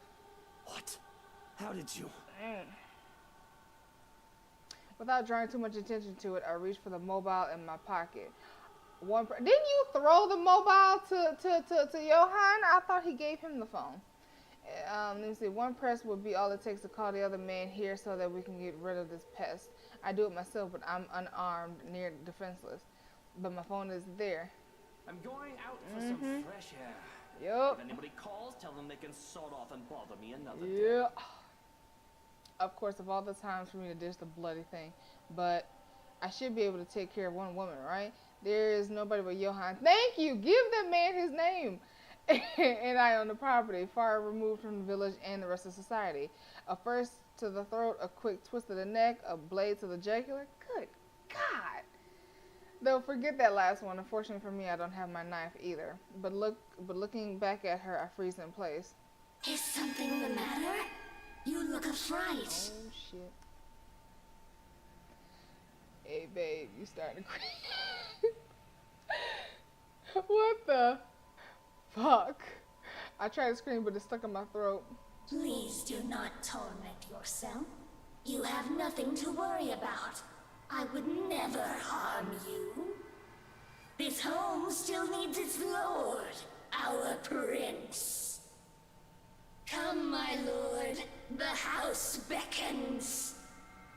Gone was the beautiful woman, and in her place is the grotesque witch. This monster, surreal and horrifying. That is, I've gone mad, driven crazy by guilt for the sins I've committed, and this is the devil that will torment me for all eternity. But even the idea that this is all a dream, a nightmare, doesn't stop me from flinching away at her touch. Excuse me. Afternoon, okay. It definitely does not stop me from breaking off into a run. I can still feel her eyes on me as I run back to the house, but I refuse to acknowledge it, let alone look back. All I need is to get away from her and to make sure she stays away. And if that means acting like a coward and seeking out company to keep me safe, nobody can tell me to do otherwise. Bravery isn't something to be lauded if it comes along with stupidity. It must have been how are we at afternoon and evening, whatever. It must have been a sight to see the usual composed and reserved Luke Wright bursting through the doors. But there's a time and a place for keeping appearances. The time when one's life is on the line is not one of them. Mustering up the courage, I look back through the windows to see if she's followed me. She's gone. I feel relieved, though I really shouldn't. Stopping to catch my breath, Johan's sudden appearance nearly makes me jump out of my skin.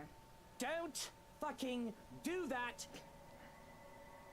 You son of a bitch! If I had a gun, I would have shot you! If I had any love left for my Mutter, I'd take offense. But what happened to you? You look like you've seen a ghost. He did. Oh, if only it were such a delusion, but I can still feel the faintest touch of her fingers. The feelings was too real for it to have been a ghost. In the garden, there was a woman. And there's always a woman with you, isn't there? You know what he's trying to say, I'm just saying. That's not what I mean. Listen, she knows. She knows that Hana is dead. Strange. The house was empty. Is empty. I made sure of that. Can you describe this woman? Are you deaf? I told you she knows that Hana is dead. Okay, and now that she knows that, we have to go to the second plan. First, we gotta figure out who she is, aka give me a fucking description. What does it matter what she looks like? What is this with this interrogation anyway? Do you not believe me? Not in the slightest, because I sent everyone away. Frustration bleeds into my very being when he just raises his brow at me. What does it matter what she looks like unless we're going to look for her? Oh, of course. But I have to fight off the panic as I try to recall her features. Exactly, you dumbass. I hurry up the stairs and into the east hallway with the butler at my heels. All this just to get as far away as I physically can from the gardens before I dare speak of her again.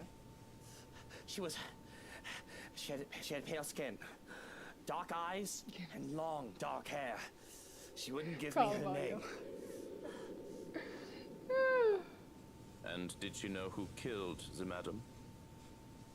It didn't seem like she knew who it was, but she still knows that Hana is dead. You know I'm not going to do well if I go under investigation right now.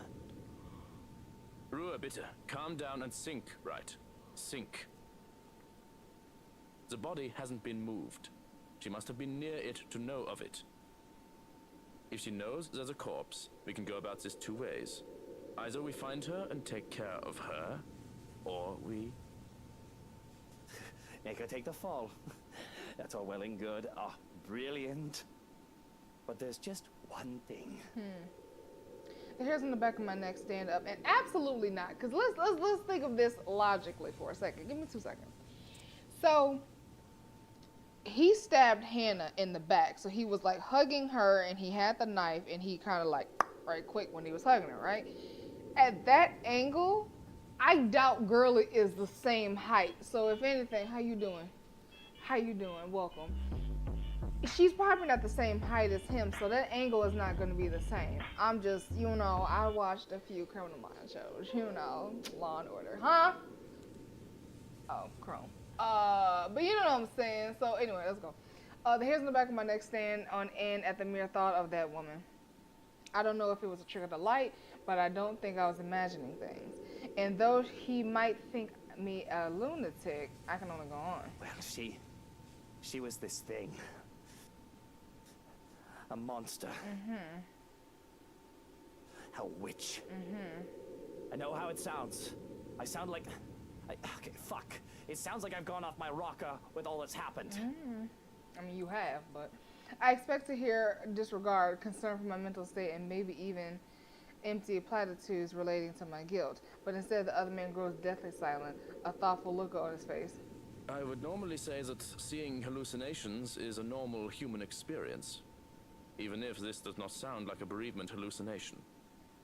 But the woman you described is familiar. I've seen her before in the mansion. Glimpses. Is she one of ours then? You must know her name now that you know what she looks like. I thought at first that her name may have merely slipped my mind. I've asked the head housemaid to reprimand her, for she was always loitering about when I saw her. But the old woman confirms we do not have anyone fitting the description under our employ. So what I saw, what you saw, what was that? I don't understand. Explain, Shurkin. Please tell me I'm not going mad. Maybe it's Johann Shurkin, so now I ain't saying his last name. I don't know. We will have a head count of the female staff in the morning, and I'll assign stricter security protocols when the staff returns. It's better we rule things out before jumping to conclusions.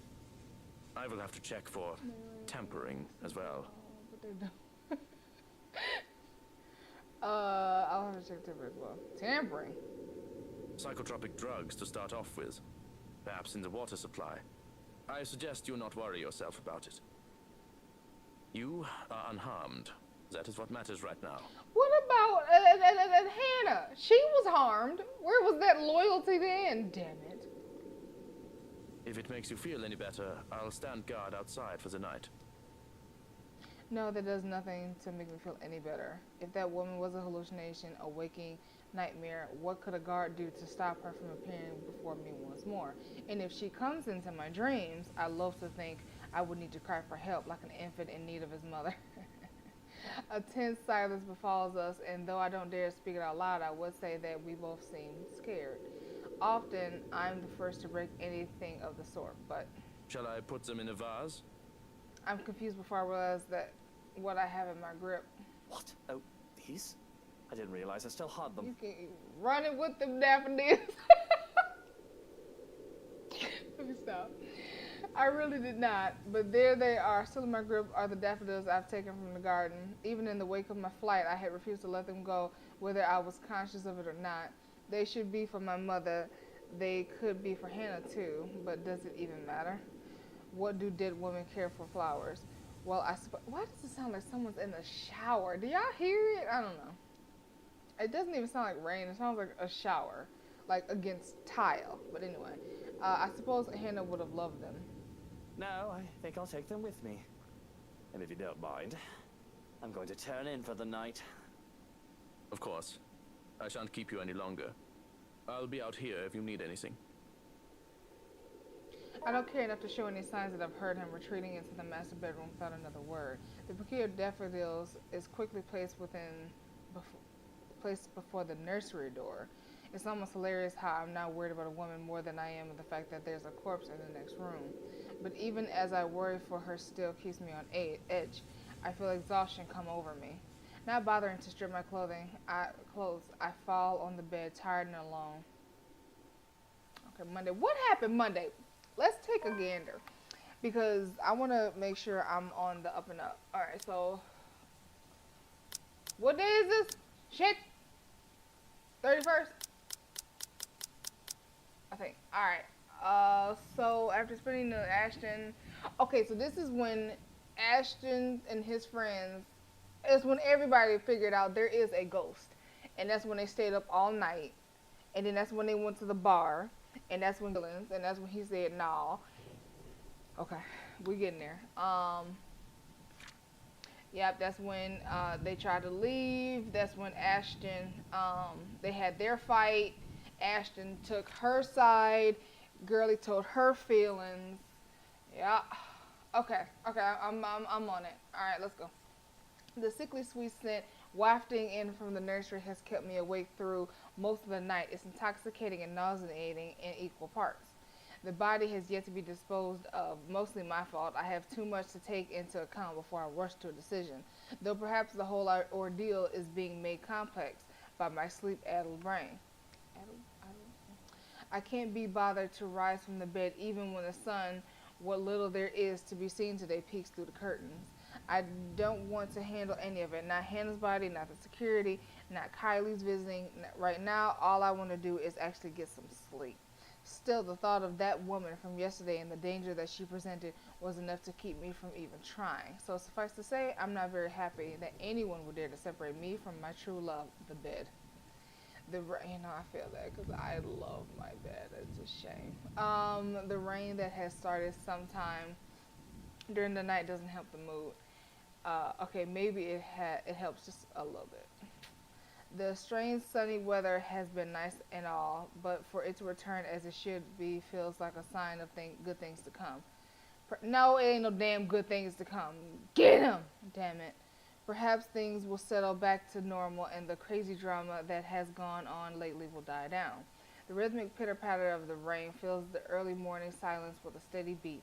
Thank goodness I don't have to be anywhere in a hurry today. I would hate to be caught unaware in this rain. With how it looks outside, it seems that the weather is making up for all the sunny days it has given us with a good old-fashioned downpour.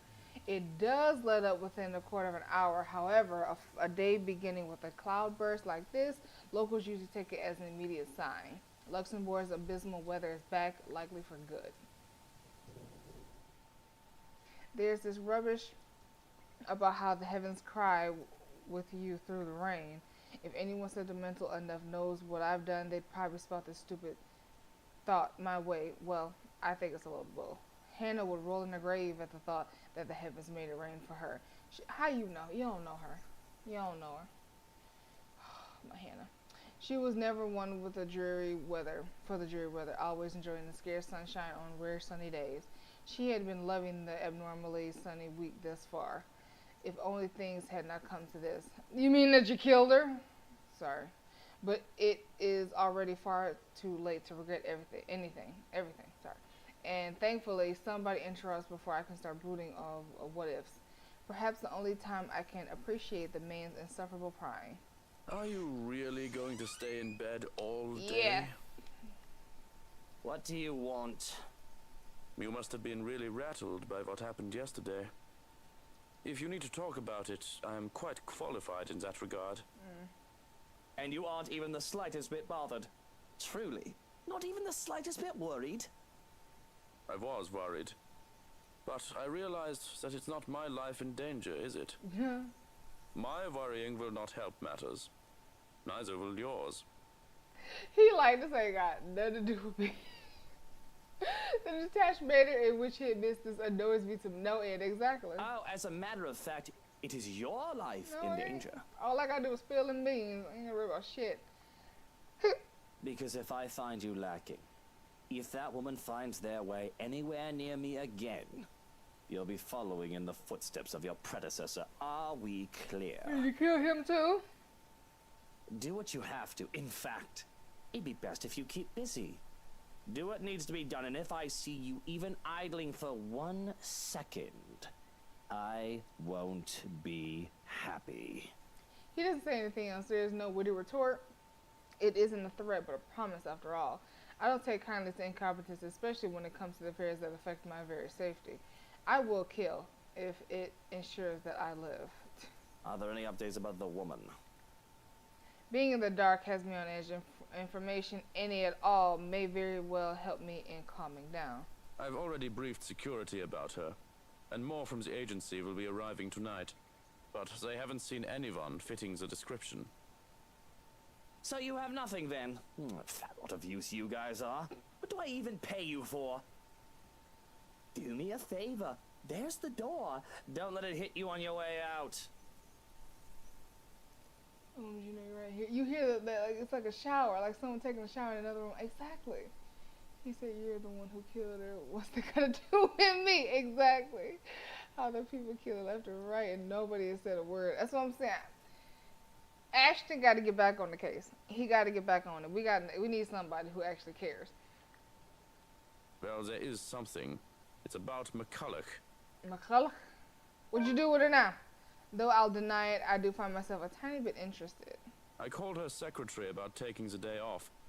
He hasn't heard from her over the weekend. Ever consider she might be putting her paycheck to good use? Probably someone out there getting drunk, having a shag. Ugh, and I envy her for it.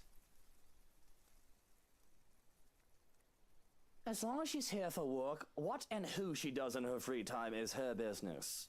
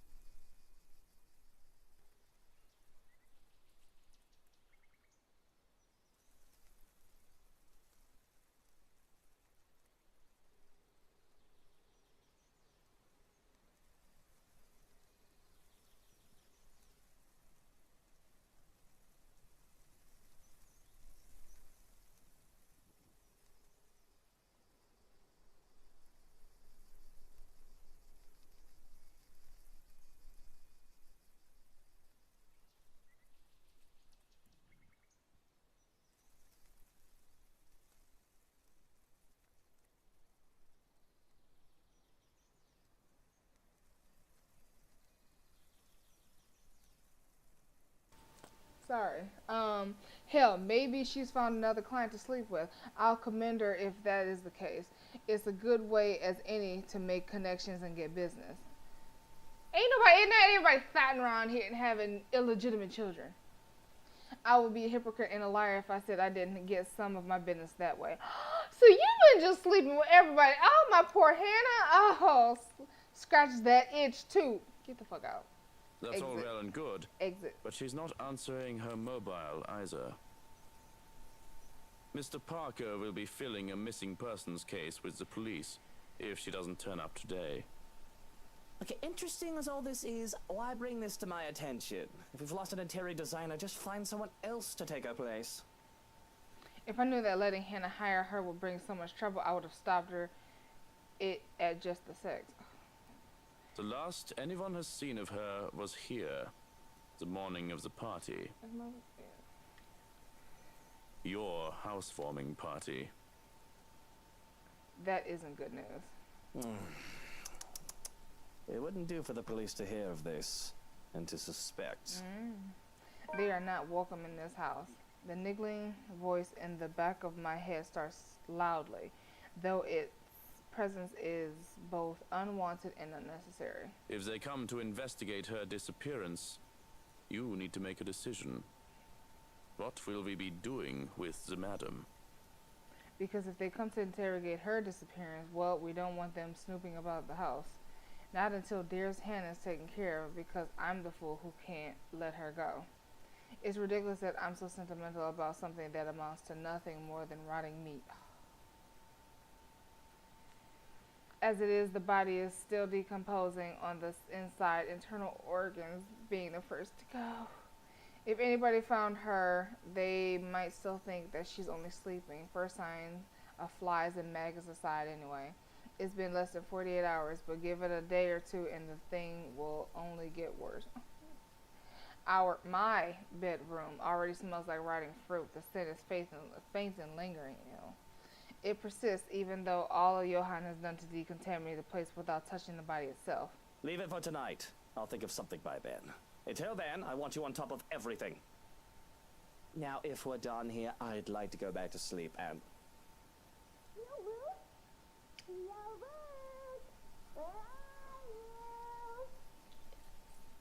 Well, there goes the new plans of me grabbing some shut-eye. Rolling over on my stomach, I can only scream into my pillow.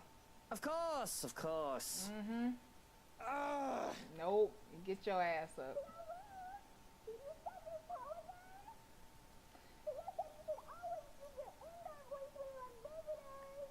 And yet you're screaming at the top of your lungs, little miss. Screw what Hannah said. She's dead now. Johans, distract her. Oh, look, it's time for me to go. Okay, I don't deal with children. Have fun with your little play date. So long, farewell, and auf Wiedersehen. Not the Auf Goodbye. Wiedersehen. He like, I don't deal with children. No, Johans, don't you turn away from me. Keep her busy for an hour. Come on. Nope. He said, I got too much on my plate. I don't deal with children. I have to press my face against the pillow once more to suppress a groan. You can't get loyal help anywhere. Hello there, little Fraulein. Your uncle is just upstairs and will be down in a moment. He is super excited to have you today. I hope you're well rested and ready to play a lot. Damn, Johann, you a whole bastard. Go ahead. Bastard. I'll be down in a sec, Munchkin. Let me just... Change into a fresh shirt, brush my teeth, fix my hair, bemoan my very existence. Wish I was anywhere else in the world right now. Don't get me wrong, Kylie's a great kid. Wonderful. Better than most brats her age.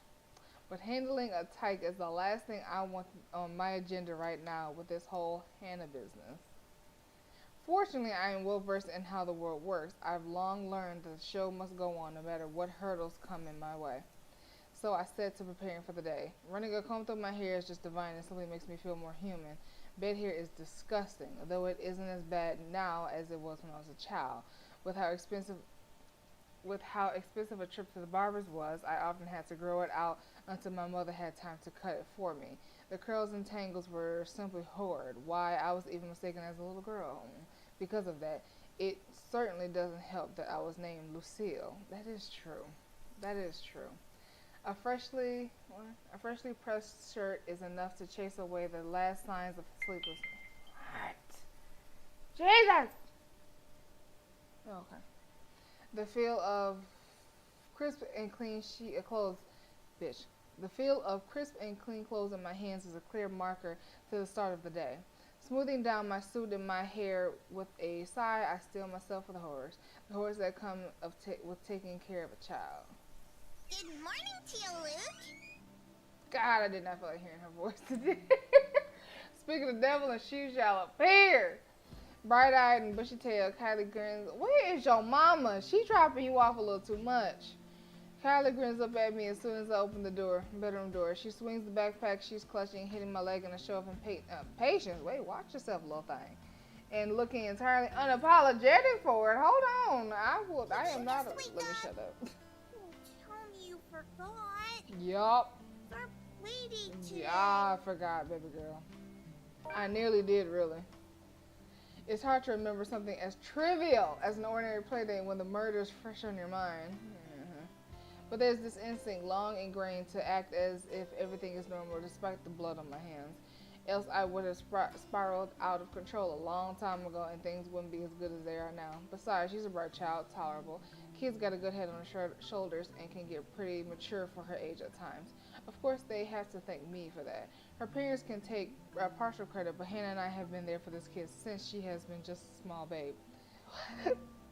Excuse me, why can't I still remember the first time I saw her? It was during her baptism. The only reason I was there was to accompany Hannah, who was to be named godmother. She was such a tiny thing, not even a year old, and swaddled in her mother's arms in white cloth. It was the first time I really saw an infant up close enough to hold one at least. It'd been terrifying to give a little child a carry after the whole water ceremony. I've never done so before that, to hold a tiny life in my arms. I could have just dropped her on her head and this little tyke before me would have stopped existing then and there. This nigga. But the child just smiled at me, babbling nonsensical words as children do, and clinging to me as I tried to hand her off to Hannah. She had thought it hilarious and adorable. My suit had been a mess, and I was nearly an anxious wreck by the time I handed her back to her mother. I said, "Where is the mother?" Yet it was pleasant too. Of course I didn't, you little rugrat. I just had to take care of something before you arrived. Really? Well, I guess that's fine. As long as you told me for work like last time. Really? Now why don't we go back down and have breakfast in the parlor? I already ate at home. Papa made one of his tortillas de patatas. He wouldn't let me leave until I finished every bite.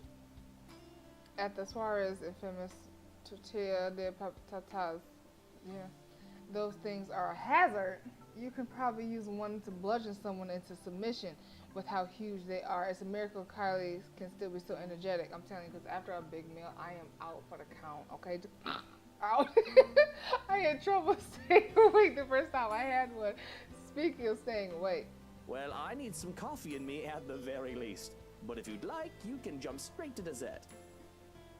Yes, dessert please. No, because that's sugar. We need her out. She already had a big meal, just to feed us some more food. Come on now. It's easy enough to manage. Well, you know what though? If you give her sweets, you're going to have a quick high that you're going to crash. Smart thinking. I don't like them, but that is smart thinking. It's easy enough to manage Kylie with the promise of the sweets, thankfully. The hard part is managing her before she gets the sweets, because I nearly have a heart attack when the kid races down the stairs. Just the thought of her slipping and breaking her neck is enough to make me rush down after her. Slow down. The food isn't going anywhere. Now you worried about death? Let me stop. The food is going somewhere. In my tummy. Jesus fucking Christ. Children. Not you cursing the Lord's name in front of a child. With a shake of my head, I ushered Kylie towards the parlor and ordered a maid to bring food for us. Whatever breakfast there is, along with a cup of coffee for me and an ice cream for Kylie. But I can't leave the kid alone for too long unless I want to let her turn to the other room into a slaughter ground. True to my expectations, I've only left Kylie alone for a few minutes, but she's already made herself comfortable. The stuff from her backpack has been left scattered across the room, from coloring books and crayons to toys. She's well equipped to amuse herself with no trouble, though I can certainly breathe a little easier if she won't bring her dolls along every time she visits. Nacrisa or Sissa, it's a creepy little bugger.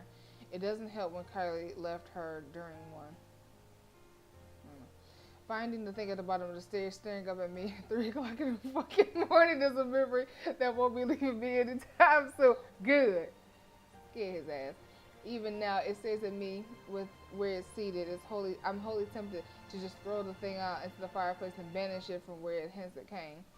I can buy her a prettier doll, a better doll. I would break it and find a way to get rid of it if it weren't for Hannah, and if only Kylie isn't so attached to it. The thing is some antique doll she found at the brat's 16th birthday. Ow. One of a kind. My darling Hannah loved her so. And Kylie does try to be a good goddaughter, but she just can't keep her interest long with the wife. It's not something that Hannah does wrong on her part. She does try so very, very hard. It's just that she doesn't quite know how to really handle children. She'd never been around other children when she was young, surrounded by protective adults who catered to her every whim and worried about her safety every minute. When she isn't able to keep it with Kylie, her first instinct is to be strict. Impose rules on the child, treat her as if she's made of spun glass, like every moment might break her. I at least have some idea of being around street kids. I know the games they've played and how they think. I know that scraps and skin knees are all a part of childhood. Even though I grew up, I had time to be a child and not some sheltered heirs. With Kylie, as behaved as she can be, with her toys and her books and art, she has to use up all her energy somehow, to run around the playground and make a mess in the mud, or even just fake wrestle for a short while. Let her be a child when she wants, I'll say. If it becomes too much, just bribe her with sweets and ship her back to her papa. Problem solved, okay? Unfortunately, Hannah wasn't quite up for those sorts of things most of the time, thinking it'll spoil the child. It turned a whole play date awkward every time. Poor thing. She like me. I don't know what to do. After all, I'm like, hi, where's your mom? Like, that's me. You said what? I forgot about this child. Her mom is in with loose baby and her mature. Let me see. That sugar crash is coming in clutch. Full government custody. That's what I'm saying. Like, come on now. Not in front of the child. Not him talking about him in present tense like he didn't kill her. Okay? See? Oh, look. You get it. Taking the last seat left, I plugged one of her coloring books from the table to see it filled with dinosaurs. Not exactly what I expect to see for a little girl, but it doesn't hurt anyone. If she wants to play with dolls and cars or calls dolls with their cars, what do I care? She once put dolls tutus on model cars even. Oh, okay. Oh, this is a new one. The last one you had was filled with horses, wasn't it? Those were ponies, Tio. They're much cuter than horses. We went to a dinosaur zoo, and it was awesome!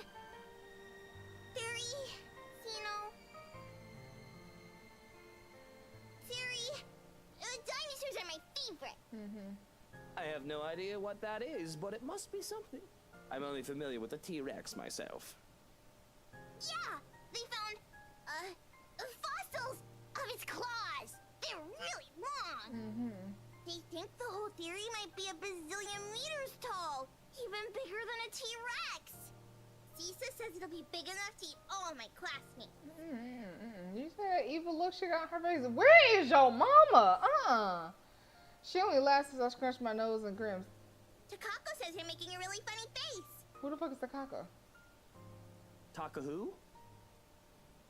Takako, a friend I made. Wait a minute. An imaginary friend?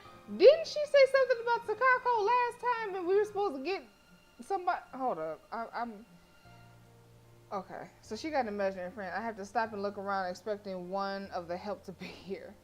The child does not have a way of befriending just about anyone. Wait, she does have a way of befriending about anyone as long as she puts her mind to it. Yet the two of us are completely alone. Thankfully, she only finds my disturbed look as funny as another funny grown-up expression. That might be a lot more problematic than whether she plays with dolls and cars, though.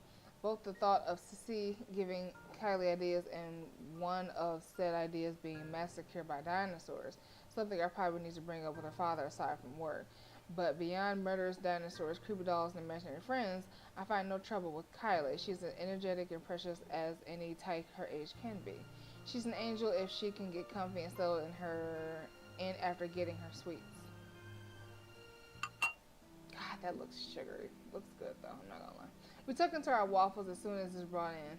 Our waffles because she wanted her own plate to go with the ice cream as soon as she saw mine. A fresh plate of berries is brought in as well, which really goes great with the rest of the I don't even know what I said. I done clicked it too quick. And if I indulge in the sweets, I have a cup of black coffee to pair it off with. With our bellies full, Kylie grows content with just scribbling on a piece of paper and calmly chatting about her week. She talks of her older brother Rowan. Who the fuck is Rowan? I really want to see this ninja because they've been talking about him since. And their parents, how they plan to go to the Bloxland in Berkshire for the winter holidays. She talks of Miss Pink, and I have to shift my legs to become more comfortable once more. The memory of my initial meeting with her is still fresh in my mind. Good, yeah. She got you right between them legs. Yeah.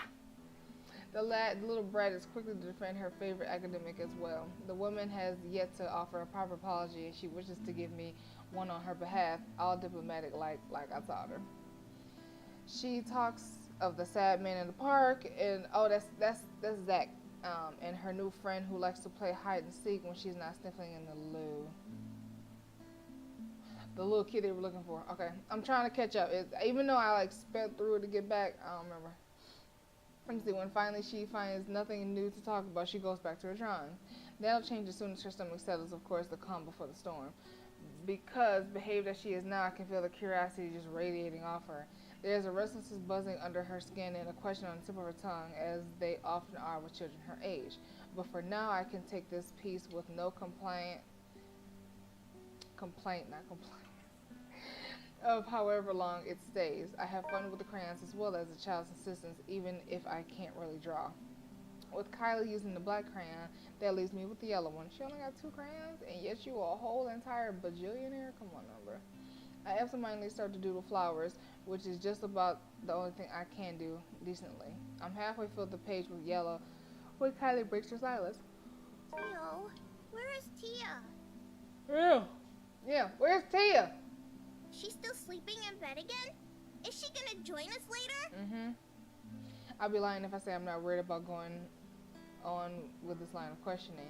I am not expecting her to ask about her godmother. For all that Hannah was actually her godparent, she isn't fond of her as much as she is of me. For a moment, paranoia fills my mind and suspicious of her to talk about a dead woman for no reason. I do realize this is ridiculous to think of a child as a threat to me. Her father might be putting her up to it to find dirt on me and my mind supplies. I'm not too disillusioned to think that the people working under me are actually loyal to an extent. I can't stop myself from being defensive. What do you care? You've never asked for her before. Mama's been asking about her. She hasn't visited for a while. There's a shrug and some sense of her words. If that doesn't relieve some of the tension from me, nothing else will. I don't know where she is, Munchkin. She's probably off somewhere doing grown-up things. That makes sense. Tia does a lot of boring grown-up stuff. What else? There's always a boring grown-up party. You must be happy you're not doing a boring grown-up thing right now, thanks to me. Hey, I'm doing a grown-up thing. I'm taking care of you, Thank aren't I, you. you little rugrat? I ain't never said true words. Rugrat, where is your mama? I'm still on edge, but it's easy enough to put on a carefree mask once I get a grip of myself. The roll of her eyes and the way she looks at my doula in a false, serious manner helps too. Oh, your drawing doesn't look grown-up to me. Hey, look here, you little brat. Look. Nevertheless, like any child her age, the line of questioning doesn't exactly stop. Is Tia still asleep? I want to give her this pretty drawing I made for her. Why are you so... Excuse me. Why are you so insistent? Stop asking about her. Jesus, where's your mama? And I know that they can't help it, that they don't know where to cross the line out of genuine and innocent curiosity. Yet that doesn't stop me from snapping. Tia isn't here, all right? So where is Tia? I just said I don't know. She's not anywhere that I know of. Probably at another party, shaking hands and all that. But she's coming home soon at least, right, Tia? Enough, you little brat. Can we just... I don't know where Hannah is. That's the official excuse for when her Bitch. I don't know where Hannah is. That's the official excuse for when her disappearance is looked into. It's easier to claim ignorance to have a lack of liability if foul play is ever suspected. There would be no mens rea or actus reus. It's Latin. I'm trying to remember what it is. I've watched enough crime shows. I'm ashamed of myself. I know this. Anyway, if I spin the whole affair and make myself the clueless bystander, it'll be easier to manipulate the story if I remove myself from it, whichever way we choose to deal with this mess. But I've been blindsided by the ignorant interrogations of a child. Whispers in my ear conspire. Silence her. If you kill this little baby, I swear for gosh. End her. I have to shake my head to clear away the thoughts. Why didn't you do that with Hannah? She didn't deserve my anger for such innocent questions. Because this is just a kid. This is Kylie, for fuck's sake. I don't need to silence her. I had to. Let's just have fun, all right? I'm so sorry, Kylie. Please don't cry. I didn't mean to. Cry. I raised both hands in a non-threatening manner, trying to placate her, only for her to take a step away, wide-eyed, terrified. This look on her face just crushes something in me. She doesn't let me say anything more than that, but she runs off crying about wanting to call her father, about wanting to go home. Yes, go home. Her crayons and toys lay strewn about, forgotten. Even Narcia is left behind. She never leaves her doll behind if she can help it, and now is looking at me accusingly. I've never shouted at her before. I had no right to. And even if I want to deny it, some part of me was about to raise my hand to her when I promised long ago that I would never harm a child. Oh, too late now. Too late now. You've killed your own kid, but okay. I just can't help this awful energy that's taken over me. I feel so angry and tense and Ah, Sisa, what is wrong with me? Am I going mad? yeah. I don't think I can spend any more time with Kylie considering how strong I feel. So it is a good thing that Suarez comes for her as soon as I've called. Though it's earlier than agreed upon, he voices no complaint. The bastard even has has a look of relief as soon as they left. Or at least I interpreted it as such, where I've stood by one of the windows not bothering to step out and greet the man. No doubt he still doesn't trust me around his spawn. Not spawn. Well, he has every right to be suspicious of me. I am a dangerous man after all. But to my chagrin, that leaves me with the rest of the day with nothing to do. Man, I go back to sleep. Out. Well, aside from picking up the mess Kylie left scattered in the parlor, to my immense relief, she remembered to take her doll home with her this time. But the same cannot be said for the crayons and paper littered here and there.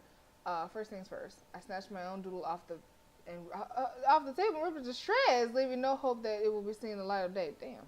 The rest of the drawing, all Kylie's, remain unharmed as I collect the lot, though they have been stacked neatly on the table before. They must have been blown about when I saw Kylie. Oh, I'm so sorry. I'm not even that tired, but I just keep yawning. And there are plenty of them. From cats and cakes to colorful rainbows and gardens, the child managed to make a lot during her morning here. There's one more that I have to fish out of the fireplace where it landed. Expecting to see another one of Kylie's masterpieces, I instead greeting with something a bit more concerning. Ho!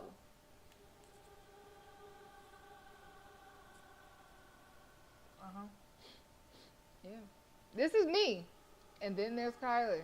And the two of us side by side smiling as our stick figures selves stand in an indescript field. That much I can ascertain without looking at the labels below the doodle's feet.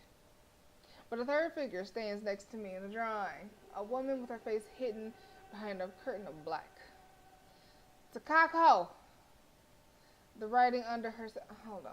What were we saying? Making a really funny face. Wait. Ola, what'd you say? Mom didn't know what Luke. Yeah. The way she said Tio with zero accent gets me every time. Did Hannah deserve your anger? Exactly. I know. That's an moment right there. Taka-who? Takako, a friend I made. They always said kids can see like ghosts and shit. The hairs on the back of my head stand on. The hairs on the back of my neck stand on end, and I feel a chill down my spine. A breath. That isn't mine. That has me turning around, hoping to see anyone, but nothing. And that's when I hear it. Laughter. Laughter, sweet and merry, laughing, ringing from the ballroom. Thinking about it as my cheeks burn and my blood running hot as if I'm being mocked. As I stomp towards the door, I have to stop myself from shouting up a storm. I expect to see some of the help dallying around idle from their duties. Perhaps they thought they can slack off in the duties without the head butler around and with my preoccupation with Kylie. Well, they had another thing coming. And ain't not nobody there. But again, nothing. Nothing from what I can see with a curious glance at the very least. I roam around looking for near impossible hiding places, and still I am all alone. Yet I can still hear laughter, that accursed laughter echoing around the room in my head. Who's there? Show yourselves and show some respect to the master of the house. With the third eye. Show yourself. Cold unease settles into my stomach when no one answers. I stumble on my own 2 feet, feeling a wave of nausea come from nowhere. I have to put my hand on the wall to stay upright when the world shifts and pain explodes behind my eyes. It takes every ounce of my self-control not to heave then and there. The only thing my pride allowed me to do then is to close my eyes and attempt to alleviate some of the pain. Vague, unfamiliar images, dare I say memories not mine, flash in my head, unbidden and unwelcome. Like a strong hammer struck my head, threatening to crack my skull and split it in two. Whatever emotions they hold are muted. I'm nothing but a spectator. Still, it feels palpable, though it doesn't take long for these sensations to get into my head. Through my eyes and my ears, it creeps and buzzes in the spaces between. She, I'm trying to figure out this picture, y'all. She nearly drops her tray as she enters the lady's bedchambers. The lady is being taken against the wall like a common street whore. Okay, hold up, though. No, hold on. Because if that is the lady and the man of the house, this is my house. I'm going to get taken anyways to Sunday. You're not about to tell me, oh, I can't do it up against the wall. Bitch, I own the wall. The fuck you mean? You talk about this common street whore. That man is not her lord. Okay, alright. Alright. I get it, sir. I'm back. Alright. Alright. The man is not her lord, her prince, but she is not of a station that will allow her to judge. That doesn't keep the shock from her features or from her face. The lady, I brought the My apologies. Ooh, her voice is small, subdued, and shy, though the lady needs no words to express her displeasure as her face turns from one of pleasure into one of anger and accusation. Her glare burns and focus and scalding. It looks cold. If looks could murder, the servant girl would be dead where she stands. All the while, her lover still moves in and out of her. Excuse me. YouTube. It's a story. Either unaware of their audience or enjoying the act even more because of it. One after the other, they come to me, an unending flood of threat that threatens to sweep me away from what feels like an eternity. Each one a show of both joy and suffering for those who have called this mansion their home. Each new scene is like a hammer to the head, threatening to crack my skull and split it in two. I can feel every emotion in the blurry images that present itself in my head. I feel a part of these, like I've lived through them, though I know it's not possible. All their anger burns through me. That much is evident, but the pain more so. And above all of it are the whispers. The voices calling, luring, until one image emerges in vivid contrast with the others. When there's a shout of joy, my eyes snap open, looking for the culprit. That's when the whole room just changes. Everything is the same, yet everything isn't.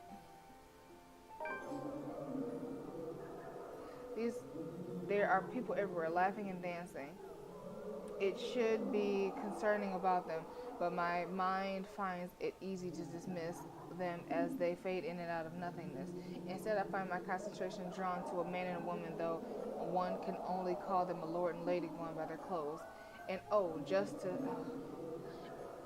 just see how happy the couple looks.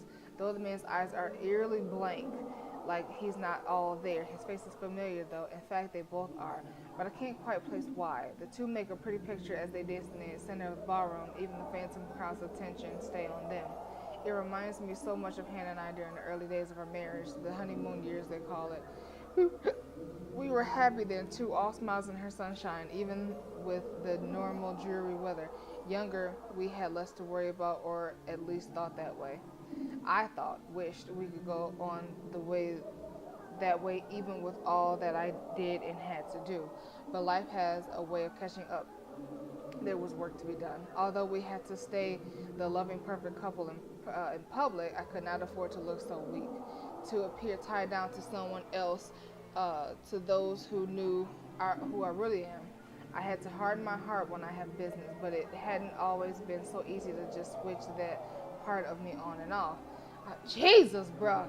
I should be concerned about their intrusion too. Ask what in the bloody hell they're doing in my house during a party as if they own the place. Okay, I can't. Hold on. I can't read with that. Ask myself how the fuck I didn't notice what was going on before when the parlor and the foyer are both only a few doors away. There's a horrid feeling of envy. And though I have long accepted that I am a jealous person by nature, I have never felt such a strong feeling of envy as I have now. They were happy with each other, these people, but Hannah and I, envy turned into anger for something I could not have. Not anymore! But I have the feeling that yelling and screaming at them won't do much of anything anyway. None of the others have given me notice. I realize that this might not even be real. It dawns on me that these two are the people from the painting, the ones all over the mansion, which makes sense. I don't think I'm imaginative enough to make this all up on my own. This must be a dream, or a horrible high. Just then I can feel eyes on me as I contemplate the absurdity of the situation, yet I find difficulty in tearing my eyes away from the two dancing. I manage, and I regret looking away. Okay, did it go away? Ain't. No, it's still there. Shit! Damn laughing. Ooh, girly, watch yourself. The woman from the garden stands beside me. I can hear her rattling breath, menacing and chilling. Everything in me screams to run. But something pins me to the spot as she just looks at me, watching and waiting. The clamor of their voices fill the ballroom. Although they say such welcoming words, I do not feel comforted by the madness I'm experiencing. Their joyous voices turn sinister and foreboding to my ears. The chorus of people that shouldn't exist, threaten to overwhelm me, drown me as I stand on dry land.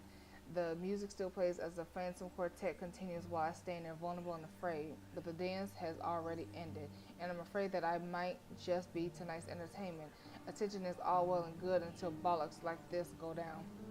These phantom people watch me, thousands of eyes scrutinizing, though they cheer for my return, cajole me to dance and join the merriment. There are eager hands all over, pulling me into every direction, but they do not move me enough to remove me from the woman's gaze. Listen. Can you not hear them as they welcome you home? Your kind, our kind. You're one of us, my lord. We are bonded by the blood we've shed. If I thought the voices were overwhelming before, it's nothing compared to how they are now. Their voices are loud, speaking in unison and echoing over the spaces in my head. They welcome me back as if I've always belonged, as if I was meant to be here in the first place. They call me all these titles and names that do not belong to me, and that man's face, the one with the empty eyes, flashes again before me, once fleetingly. Like a new memory having buried itself in my mind, I have to struggle for air when I come back to myself after. I'm not. This isn't... How big is your eyes, my bruh? You ain't my bruh. I'm sorry. The welcomes turn into screams at my protest, pained and desperate pleas for my help, telling me that it's my duty to stay, telling me that I belong among them, to them. Gentle touches turn near threatening, the warning scratches and the baring of teeth by predators before they truly maim someone.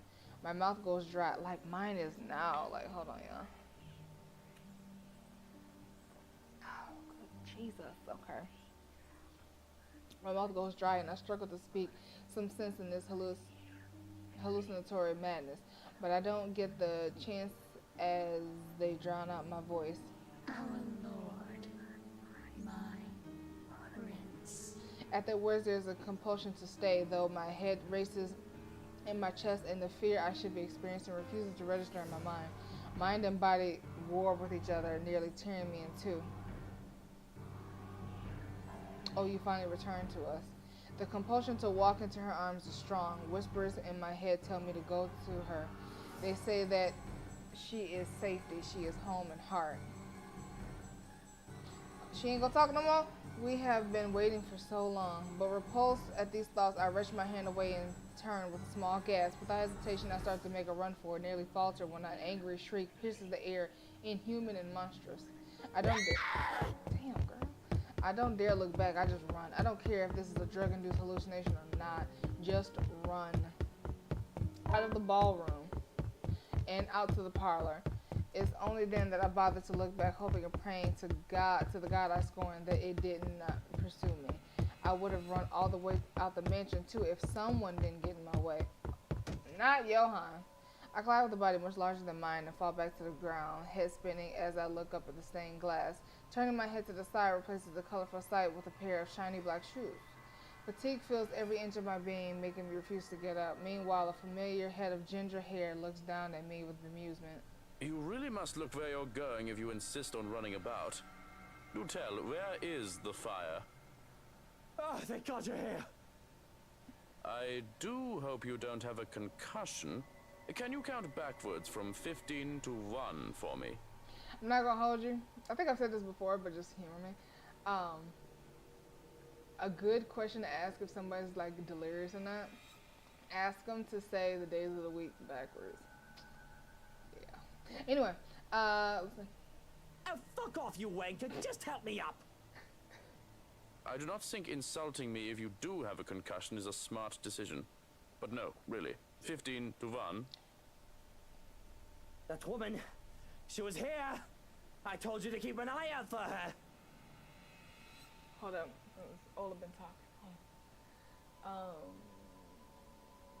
Your kids and this is a family-friendly stream. Like, I'm trying, Ola, I swear.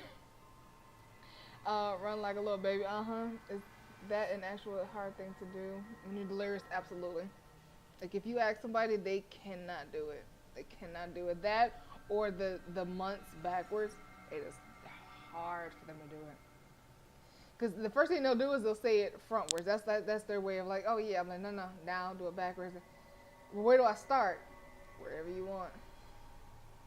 Friday, Thursday, Friday, Saturday, Sunday, and then just keep trying to go frontwards. Like, no, go backwards. The other man offers an arm and pulls me to my feet then. But before I can storm off and pull him to the ballroom, he anchors me down with one hand on my shoulder and the other touching the back of my head. No bruising or bump. That still does not mean that you don't have a concussion. If you are too lazy to count backwards, can you tell me your full name? Where are you currently? Now just trying to do a alert and oriented. So he's trying to see if he's alert and oriented by 4, which chances are everybody watching the stream is. So you need to know your name, the date, where you are, and what's your situation. So, boss. I am in the DMV. It is 2024, and we are playing a game. So I am alert and oriented time 4, so we're good. All right. We don't have Lucille Mitchell Wright, and this is the Ermengarde bloody fucking foyer. But we don't have time for this. You must make and have the time to make sure you are not broken in the head.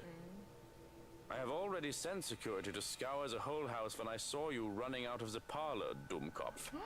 Aren't you calling me dummy? If the woman is here, they will have her. You will only be slowing them down if you plan to interfere.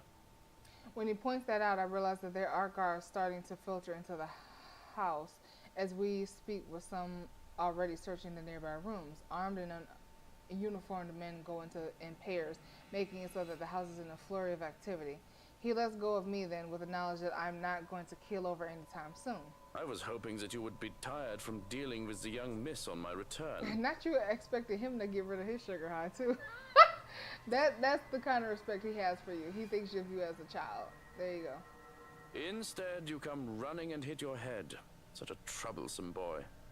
Shall I be carrying you to bed too? Yeah, he said that. I can manage just fine on my own. Though I don't see how I can sleep until that woman is caught. It'll be easier to keep you safe in your quarters. This is twice we've known the woman to break in. I think we can safely presume that you hold her interest. He says it as a matter of fact in the tone that brooked no argument. Not like I'll argue if it means I'm kept safe. The two of us hurry upstairs, though we remain watchful and wary of any potential threats to my person. We make it to the master bedroom without any trouble, though, and the two of the security are left outside the door. No problems at all. Breathing a momentary sigh of relief, I sit down on the bed while the other man looks out the balcony and closes the door behind him. The balcony is clear. As he's thorough, looking into the closets and under, I was about to say look under the bed, even going as far as looking into the nursery. It is with that he comes back silent. Johann scans the room warily, searching to see if he's missed something. What have you done with the madam? Oh. What do you mean? What do you mean? The body. It isn't there. What? Last I checked, it's still there.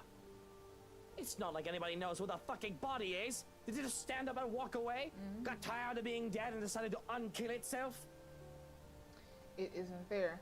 That must mean it's somewhere else.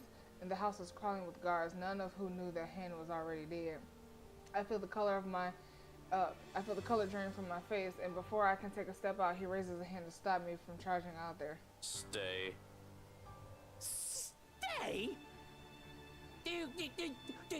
Do you see the problem we have here, Shrokin? Are your eyes open, Shrokin? Do you see the problem we're having here, Shrokin? Not you stuttering. I had to. With my own eyes. What the bloody fuck are you still doing there, then?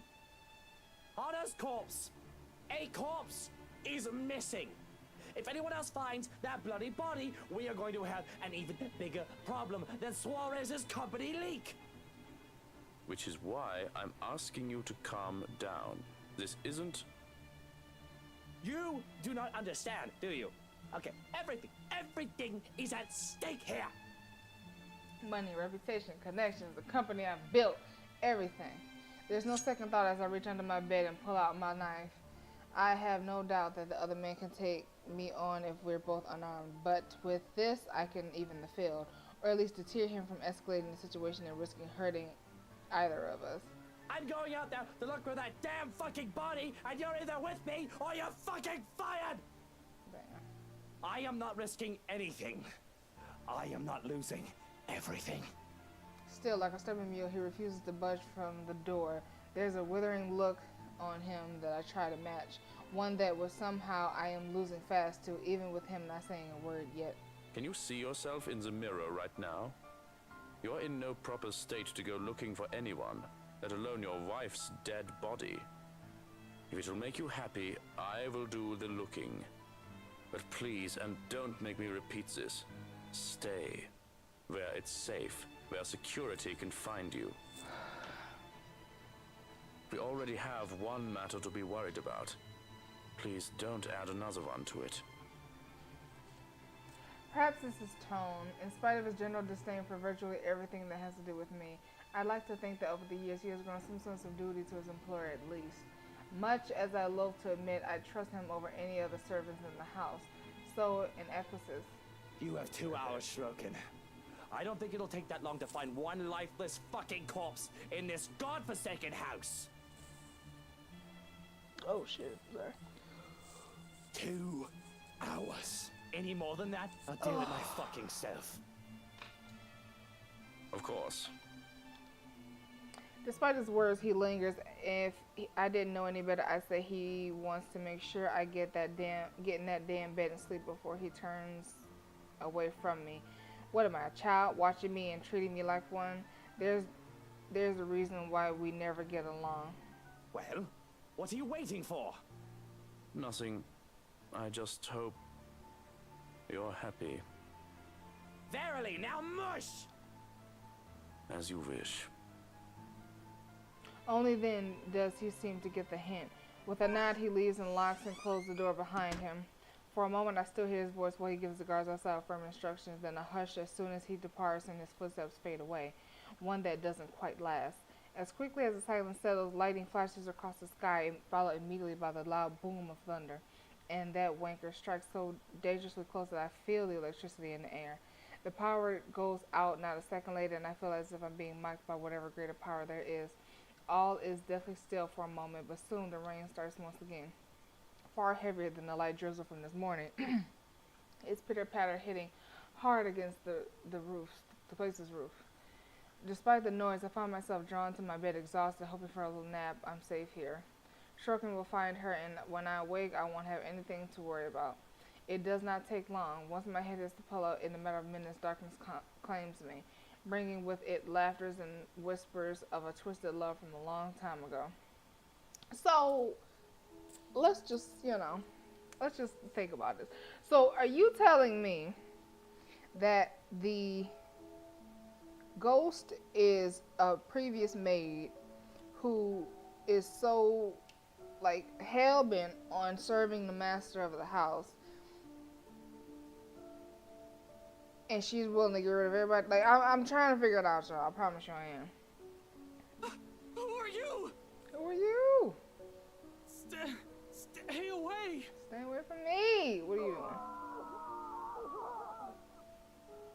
Sweet dreams, my love. It'll be over soon. Okay. So this is Tuesday, November 1st. Now his lawyer comes back tomorrow. Wait. Let's look at the journal. So, Alright, so today the storm has started to ease when Ashton arrived at the mansion while trying to find a way. Okay, so today is when he comes to do that, and that's when Johan finds him. They scrap. Girly knocks him over the head. Okay. Yes.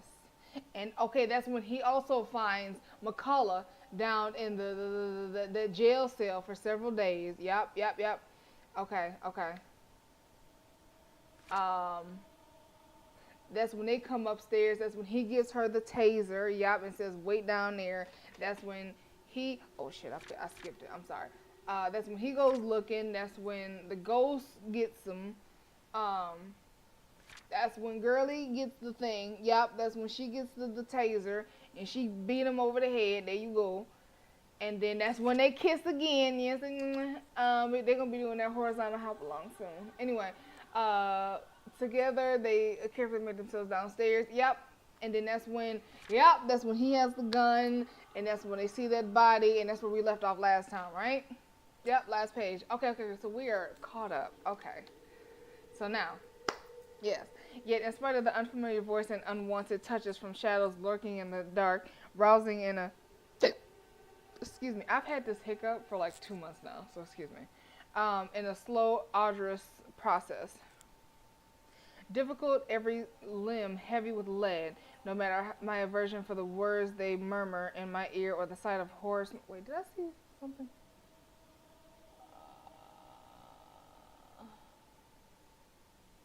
I don't trust this butler, man, whatever his name is at this point. He seems to be like the man behind the scenes. It could be. In this case, the master is Luke. I think so. I don't know. Nobody else can serve the master. I'm lost. Me too. I am. I'm not gonna lie. So today is when he finds Marianne. Yeah, I think so. Yes. Not 2 months. I don't know what this hiccup is. I need to go to the hospital. Well, not that I work, but you know. Okay. Sorry. In my ears or the sight of her horror smile after my body refuses to yield. I am at her mercy. I have not saved. Have I lost my mind? Excuse me. There we go. All right. Beyond fathomable reason, my consciousness refuses to pull the waking world, choosing to linger in the pits of a dream, gradually drawing me deeper into the unknown depths. Somehow, even if it might mean I may never open my eyes, I allow them. You do not belong there, my love. So maybe that's it. So maybe the ghost was in love with her lord, and not only that, but then found out that the lady was doing that horizontal hop along vertically on the wall, killed her, and then that's why she said that like killing brought him, her, and Luke together, because they both killed somebody. They both killed the lady of the house. Maybe? I'm not sure. Okay, let me see, sorry. Not that I minded getting a few extra hours, of course. The bed's more than comfortable as it is after an exhausting day yesterday. Babysitting kindly and the stress of finding an intruder in my own home. I think I deserve a little break every once in a while, especially after going through all that in a single day. I can only be on the receiving end of so many unacceptable things within the span of a few hours, you know. As a gracious host, and I am, my patience has its limits too. Although there's still that problem with Hannah, I haven't forgotten that, of course, but that's why I hire Scrohan. He's competent enough. He won't even last a day in my service if he's any lesser than those half-wits who think they can deceive me with sweet words. He's more than capable of working on his own without guidance. Let the butler take care of that little problem with Hannah while Hannah's body is still missing. Hannah's still missing and the trespasser is still out there. You do not need her. I had a feeling she was going to start talking. I am here. We are here. This is where your home is. Where you belong for all that blood you've shed. Come back to us. How long has it been since? Hohan's has never taken this long before. Surely there should have been an update by now. Alright? So why isn't there? No. I'm sorry. Please don't go. Bloody hell, the cretins I've surrounded myself with. And isn't that enough reason to force myself out of bed? As it has always been that case. Man, this thing is burning my feet. It's burning my legs, but my feet are still ice cold. That's what's so weird. It is, as it has always been that case. No. Oh, sorry. I didn't mean to cut you off, baby girl. I'm sorry. My eyes fly open, expecting the warm rays of sunshine filtering through the curtains, only to be greeted by the blinding flash of light and the loud boom of thunder that sounded nearly too close to my ears. Strong gusts of wind will certainly burst in from the open balcony, bringing in drizzles of cold rain into the room. I must have left it open earlier before dozing off, the carpet and the floor closest to it already drenched. Hannah would be cross if she was still here. But she's not, because you killed her. Oh, Hannah. Now that it's an immediate problem, if anything, is this power outage we should be minding first. With the intruder still at large, steering through this darkness might be more fatal than multiple stab wounds or a gunshot to the chest. Oh, great. The power's still out. That is exactly what I need right now. Yes. That's the way he said, yes. I'm sorry. It's this storm, of course. I should have moved back to the penthouse to weather it in a much more comfortable setting. Already I can hear the creak and groans of this old place as rain beats against the windows. Johans! Has someone been sent to check the circuit breaker yet? No answer. Johans? Silence. Shrokin! Someone! Anyone? Still nothing, and my cordial mood is quickly dissipating. Where are those idiots when you need them? Where's your guard? It's really a wonder why he hasn't fixed this yet. Why was I out that long? Can't be. It has only been a few hours after midnight, but if the time on my wristwatch is anything to go by, unless I've forgotten to change it again after that last overseas trip a month ago. Though the delay is understandable if he went looking for Hannah as he promised, but bloody hell, my safety is also at stake here. Cursing, I still lay, letting my eyes try and adjust to the darkness while my hands fumble for my slippers. If that butler isn't going to fix this, I may as well order the security posted outside to do it. It's probably just a blown fuse. Anyone with a brain can repair one. Grabbing my jacket and the footwear finally on, I make for the door. Although in my haste I pause briefly when a gleam catches my eye, on one of my drawers underneath the clutter I yet to organize, the muzzle of a gun peeks out. Hannah has never openly commented my possession of it, but I know she does not approve of it, knowing the bloody firearms policy in this nation. Of course, I've not found much use for it in the 7 years we've been together. Otherwise, she would have already had it thrown out years ago. Doesn't mean it won't be useful right now. Without a second thought, I seize it, sending the stuff piled over onto the floor. Whatever. I'll get to it later. This blackout problem should be resolved first. Right next to my missing security detail, as it turns out. Where the fuck did everyone go? There were two, weren't there? Shrokin had two blokes posted to stand guard for the night. I might be panicking for a bit later, but I'm quite sure I haven't gotten delusional yet. What, both of them decide to take a break because they think the master's already sound asleep and won't be looking for them? Damn nitwits. I know assassinations happen very rarely these days, and even less in a peaceful city like Luxembourg, but bullocks. There's been a woman going in and out of the place uninvited who may or may not want to put a knife in my back. Isn't that enough reason to stay on alert? I'm fairly certain Shohan won't just enlist their help just for the power outage, only to leave me unprotected. We have a difficult friendship, so to speak, but I doubt that man is an opportunist. I'm holding the lives of his family in my hands after all. He knows what I'm capable of doing. He's not stupid enough to do anything that'll endanger them and save only himself. So where then? Only my footsteps echo along the dark passage, and I am left gripping the handle of my pistol for some sort of comfort. Without proper lighting and with the storm still raging outside, the stories I've heard about this place seem to have some truth to it. Some. If I'm reaching and wish to entertain myself for a bit, I'll say there might also be ghosts whispering in my ears and calling. Of course, it's just the wind and the... Not you trying to gaslight yourself, my ninja. It's just the wind and the trees rustling outside. Nothing good will come of allowing these thoughts to linger when problems are piling up in front of me one after another. especially with what greets me once I get to the foyer. Okay. So we're now at the point where he's downstairs. They've been going through hell, and now they're there. You know what I'm saying? I'm not just saying needs to go like you don't go there 12 hours at a time. I know, right? It's starting to make sense. Self-gaslighting is crazy. That's what I'm saying. Like, you literally trying to self-gaslight yourself. Though it's dark and the large windows illuminate the area much more easily than any other room. From where I stand at the top of the stairs, I can easily make out their forms and recognize them even. It's all gone crazy with these intruders coming into my home. I'm no stranger to a cop playing dirty. The smart ones know that neither life nor criminals are going to play fair. And if one of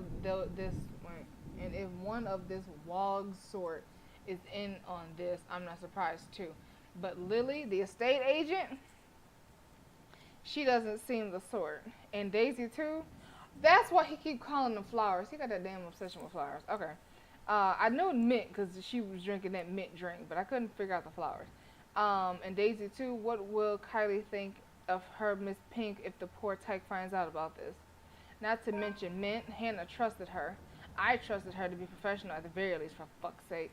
To top it all off, they all have the nerve to look surprised when I announce my presence. Well, what have we here? If I were any less sober, I'd say this is the beginning of a joke. Bloody trespassers, what is wrong with these people? Did they really think I'd be fine with them walking into my home like this? What are they even doing here? If I didn't know any better, they might also be behind Hannah's disappearance. That's right. Sorry, I didn't mean to cut you off, baby girl. I didn't know you were going to speak. I'm sorry. Let me see. They must have a motive. Make them pay And it better be a good one. for all the wrong made to us. Thank you. She just as delusional. Or a bullet to the head at the least of all of them will deserve. Let's see. A photographer, a high school teacher, a real estate agent, an interior designer walk into a mansion. Thunder crackles again, once again cutting me off. This time its sound hits close enough that I nearly feel it as if the windows and grounds itself are rumbling. All is deathly still for a moment. I don't let it stop me, however, as I slowly make my way towards them, taking one careful step at a time, relishing in the expression of fear in their eyes.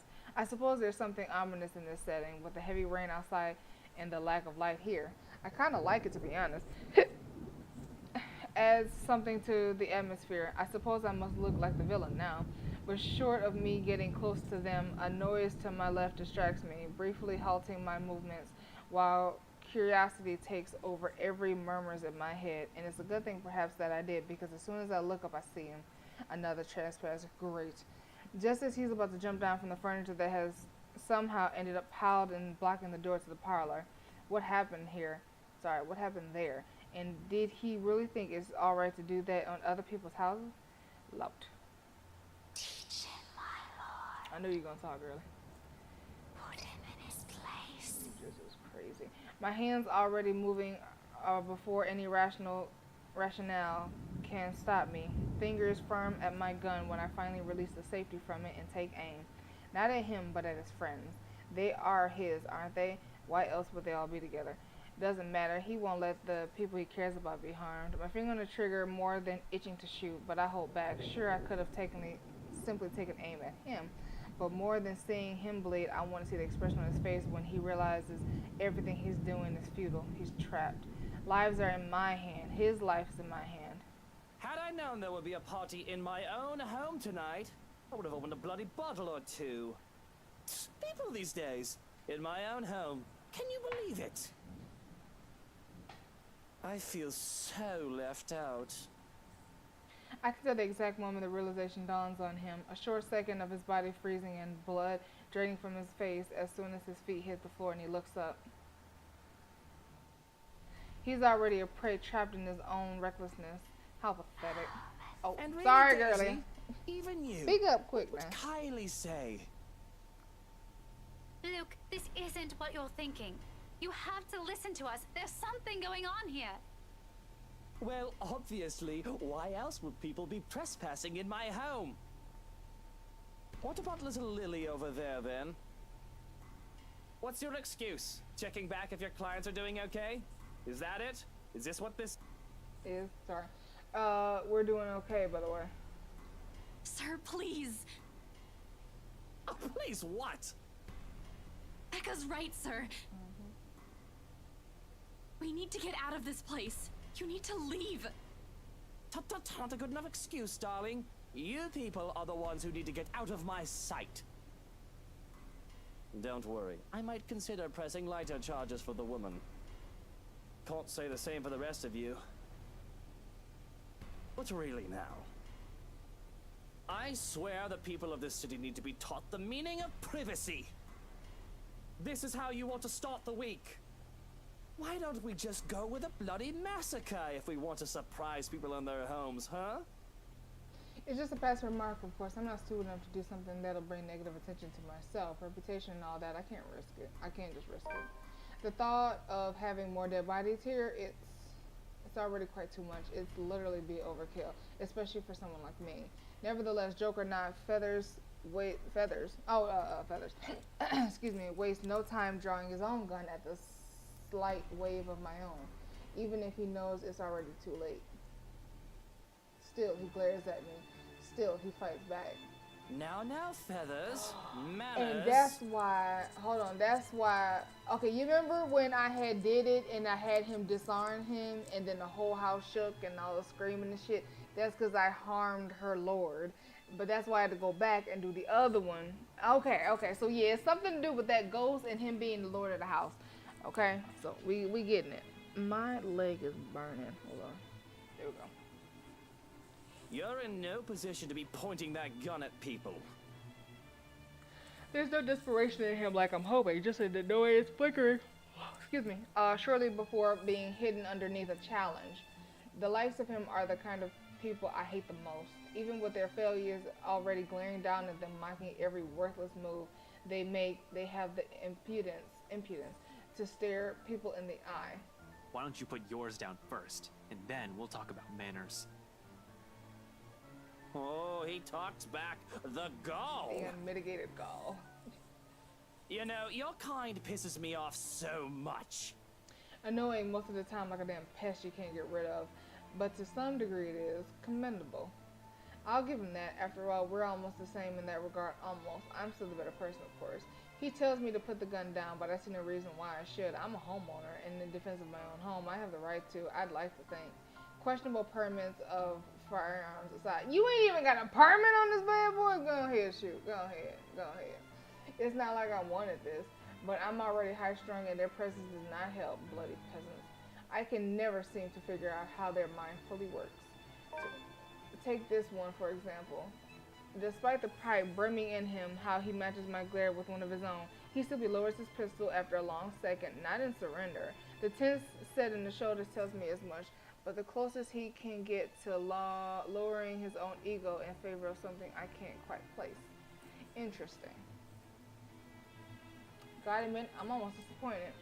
As you should be, my lord. Really?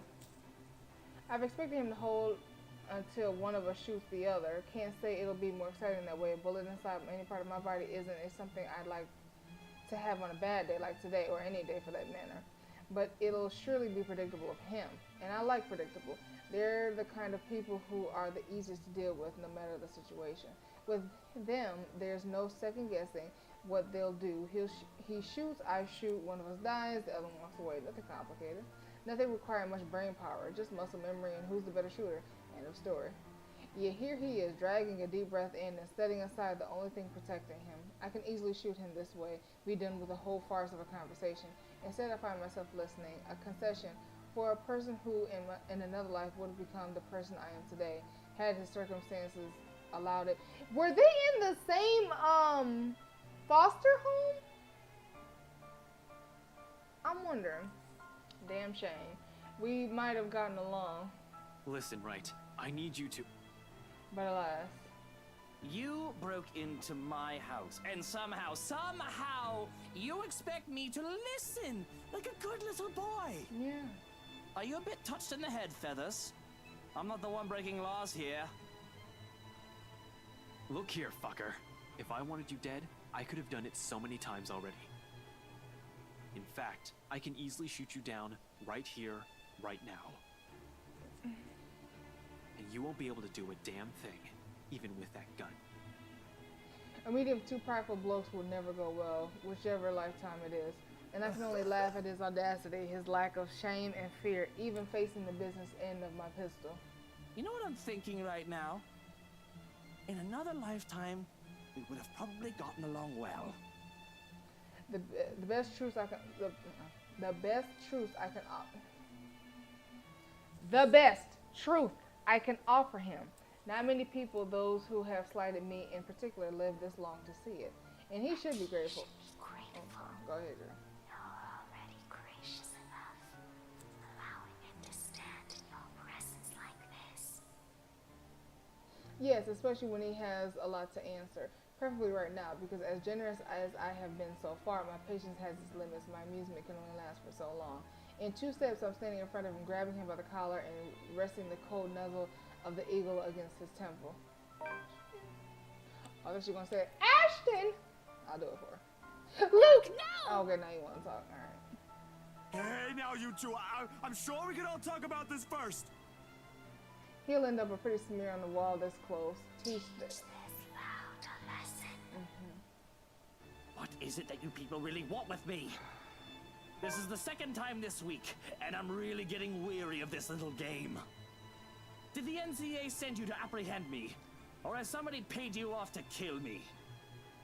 Which one is it, Feathers?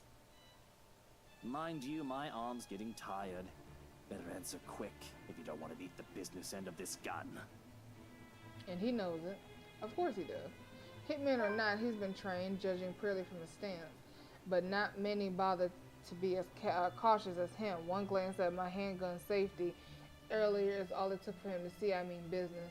Similar, too similar. We're too alike in so many little ways it's funny. Down to the fact that he doesn't even flinch, no matter how heavy the threats in my words are. Even knowing how one flick of my finger of the trigger will be enough to end his sorry life. He should have caved in by now, started begging like so many others before him. Instead, he throws more vitriol, adding more kindling to a fire already burning. I'm not with NCA. I'm just here to help. There's something else in this house, and we're all in danger. You have to believe me, right? You need to let us go. You need to get out of here before it's too late. If you want to keep your sorry ass alive, you'll listen to people with more brain cells than you. Igniting it further, that I can't help but return it to him with equal Yeah. We don't need him, my love. Really, talk. Insolent. We both decide to move in that moment, both our bodies tensing, each of us racing to get ahead of the other. However, before we can get a head start, a voice unexpectedly rings above the chaos about to ensue. Hannah? You're not supposed to be here. For a moment, I wonder if it had been me who had died and not her. After all, that can be the only logical explanation as to why I hardly draw breath when she stands there before us. Of course, another logical explanation would be that I'm high and that this is a really, really bad trip. Bro, you are not high. Stop it now. Either reason doesn't suit me, though it can't very well be the former. Even from down here, I can see the blood that stains her dress. Seeing that makes me feel as if my hands are covered in them once more. Warm, sticky, sweet, and sticky. Oh, Luke, darling, my love. You look so upset. Are you not happy to see me?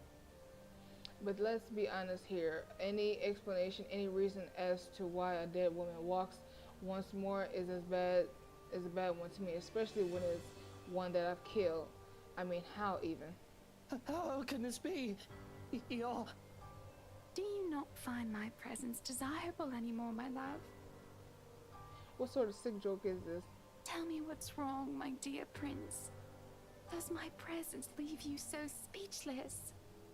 She says with a smile on her face, stiff and forced. A dead body parts doesn't seem as malleable as they would on a living human.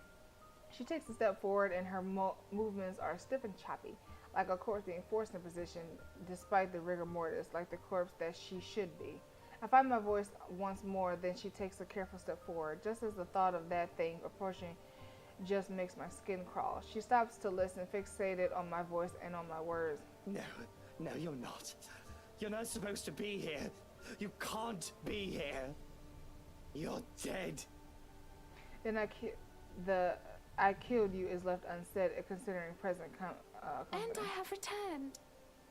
For you. You don't have to do this. You can still have it all, Luke. Just please, don't you love me? We would have been so beautiful. Let me say it for a third time.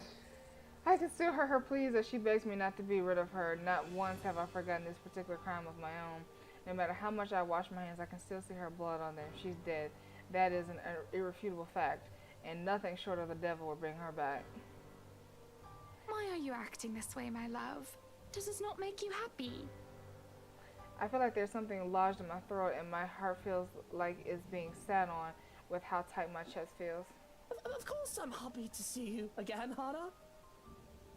Of course, I love you, Hannah, but how do I know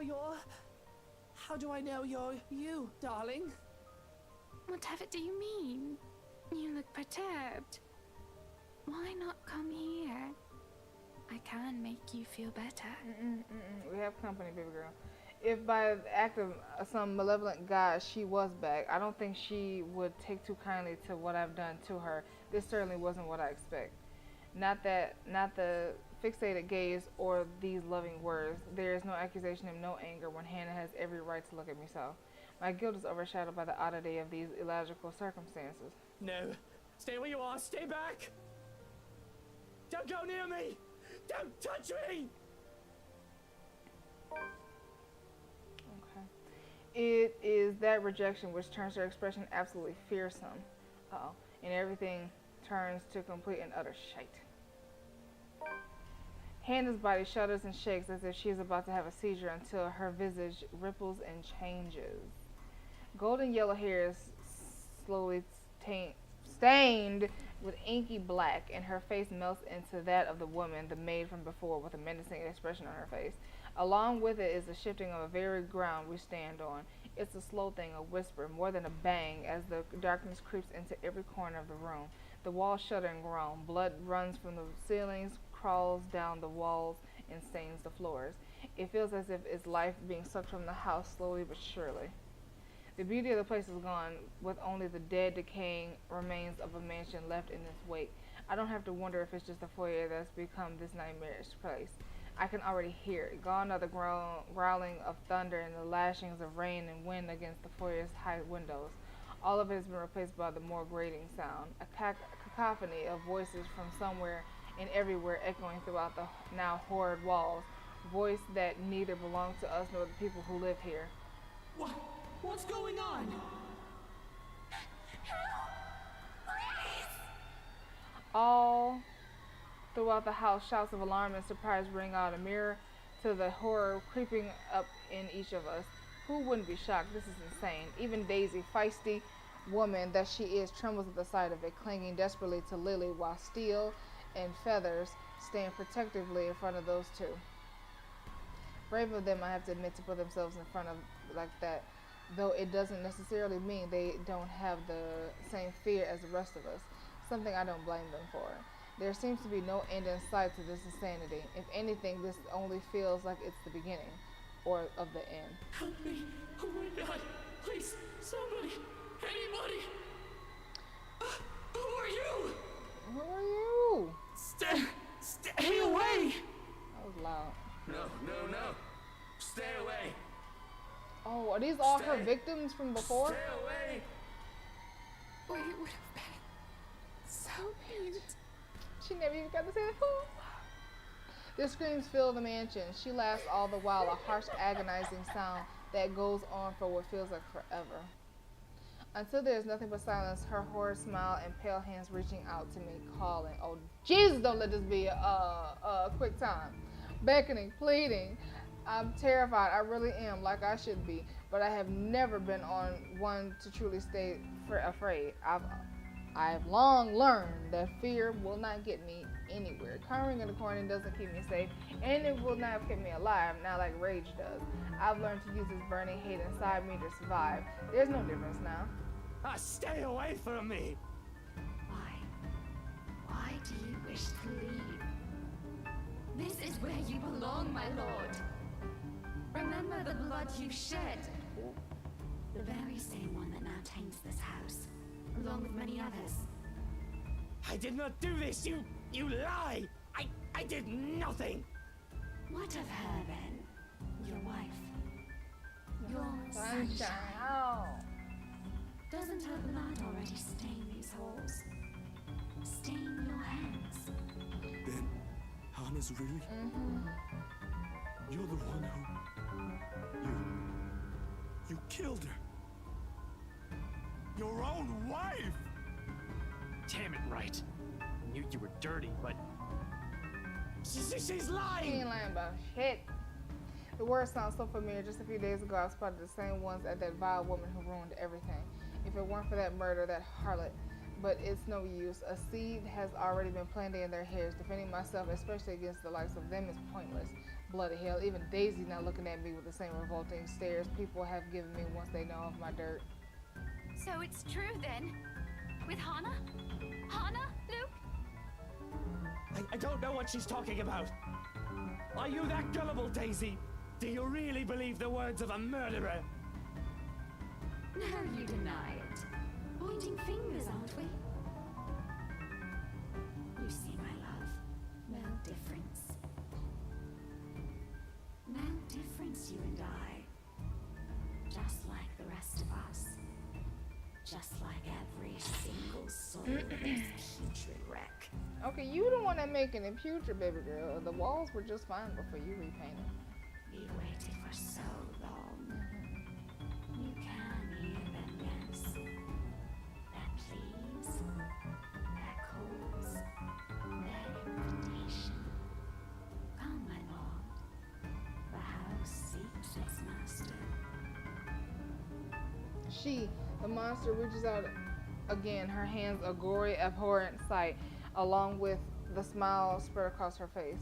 My body's already moving on instinct, stumbling back one step at a time in a desperate bid to be away from her. Anything to put distance between me and this vile creature. No matter what she says, I am nothing like her. I need to be out of this house. Out of this country, preferably. There's nothing for me here, not anymore. Nothing to keep me tied to this place. With Hannah gone, Strokan likely taken by this woman as well, nothing's left to bind me to this wretched city. I can leave. My footsteps on something sending me sliding on my back and flat on the floor. Beside me, a paper flutters towards. Oh! The letter. Is this thing from the open house, though it feels like a gimmick and more like it feels less like a gimmick and more like a threat with what recent events. It must have fallen from one of the peasants in the commotion earlier. For a moment they appear conflicted to see it in my hands, but wisely keep their opinions to themselves. Leaving the damn thing to simply bears grimly message for everyone in the room to see. Help me. I want to make sure she wasn't gonna say it. Help me, help me. Is this it? What they've been telling us? Why everything in my life has gone to shit because of some stupid old letter? An invitation indeed. Once I am not willing to accept. Not any time. From the top of the stairs, the creature moves. Tear it up! Burn it! Burn it! Burn it! There you go. Drawing my attention back to her. Her gait remains slow and awkward as she walks forward, that smile never leaving her. But I won't give her the chance. I'm not dying here. I certainly am not giving myself to a hideous creature like her either. Adrenaline kicks in, and despite panic gasps and worried glances from Daisy's friends, I pay no mind as I reach to the main door, and without warning, it slams open, revealing not the mansion's guards like I'm expecting. Before my mind can even comprehend what's happening, black tendrils have already coiled tightly around my limbs, dragging every person in the foyer into the room. None of us even get to scream when darkness completely envelops us upon the doors closing. Where are we? Under understand where your place is now, my love. You belong here. Is it so difficult to grasp? We've been waiting. There's a moment of panic when the feeling of the trembles around my limbs finally dissipates. As soon as my eyes adjust to the darkness of the room and I'm on my feet, I'm reaching for the knife and holding it out, waiting for every moment, using it as a way to put distance between myself and these peasants. Who knows what they'll do to me now that they know what I've done. You so damn worried about that, you don't even realize you in a whole nother world, my ninja. There's only 6 of us in this room, 4 of them friends at that. Though Mint has already gone loon, crouching in a corner and muttering to herself, you can't really say anyone's safe from her. If anything, she's the one I should watch out for. I cannot trust these people not to turn on me. I cannot trust anyone. Not anymore. Not after this. Despite the pleading looks Lily shoots my way while they all huddle in the corner behind Steel and Feathers. But I have to remind myself that even people like her are capable of doing the unpleasant. She's only human after all. It's never an excuse why even Hannah has her cunning and manipulative moments, though she does it much more subtle than I. Why else would Lily show this letter to us that day if not to save herself? I guess that backfired on her now that she and her own friends are also stuck here. Still, I have every right to be livid. Everything that I've built has fallen apart, all because these people came into our lives. You, all of you! This is all your fault! If I'm dying to this bloody case, I'm taking you all down with me! Hey now, Mr. Wright. I know the situation ain't good, but we have to calm down. We're all in the same boat here. You shut your mouth! If it weren't for you, for this letter, for all of you, none of this would have happened! Yep. Hannah would still be... Hannah is dead because you killed her because you got somebody else pregnant. Stop playing. Suddenly Daisy, good. Daisy steps up and slaps the knife away from my hand. Don't you dare, Luke. Don't you dare put that blame on us. Without battling an eye glaring at me as if she might just rip my head off in this instant. Said knife slides uselessly under the table, out of my reach. I should have expected she not the kind to submit even under threat. Right now, all of us appear smaller facing her anger. Last I checked, we're not the one whose hands have been stained with his wife's own blood. Oh. And what about your friend over there? Are you saying she is responsible for this mess? For the lives this sorting letter took? Dragging other people into her own problems just so she could save her little sorry self? You think I haven't seen that before? Getting real tired of your double standards, Daisy! You know this curse is an entirely different issue, Luke. Because, knowing you, I don't doubt that even without that blasted letter, you would have eventually... Oh. Rebecca, stop! Why? Speak your truth, girl. All of you, stop this! Shut up. To hear Lily speak out loud, I can't say I'm not surprised. She has always given me the impression of someone so meek from the moment I've met her, either from her inexperience or her station in life. She has never struck me as someone fitting to be a real estate agent. If anything, that meltdown she had during the open house had only proved my assumptions until now. Quietly, she puts herself between me and Daisy, cutting whatever scathing words we've yet to hurl at each other. The way she glares at me reminds me a little of the way my own mom would look at me, particularly when I've done something wrong, and it's not a stare she's unused to showing. She has done this before, probably to a younger sibling. If she only sees us now as a pair of squabbling kids and not two mature adults, well, that's only to be expected. No doubt that that's how she sees us. For a long moment, there's only silence in the room. Still, the big oaf doesn't even dare break it, neither does Feathers. With both merely watching, bunch of whimpering, sorry, I don't know where whimpering came from. Bunch of wimps, these men. Not that it matters when Lily starts speaking again, after some of the anger and tension has lifted from the room. Stop this, please! With or without that damn piece of paper, A deep breath, an exhale, and then she closes her eyes, a crease forming between her eyebrows while she grips her hand tightly in front of her. We still would have ended up in this mess. The atmosphere that descends into the room right now after that admission is anything but pleasant. Can I call it that, an admission? It seems like it from the way her eyes nervously flick between her friends and I.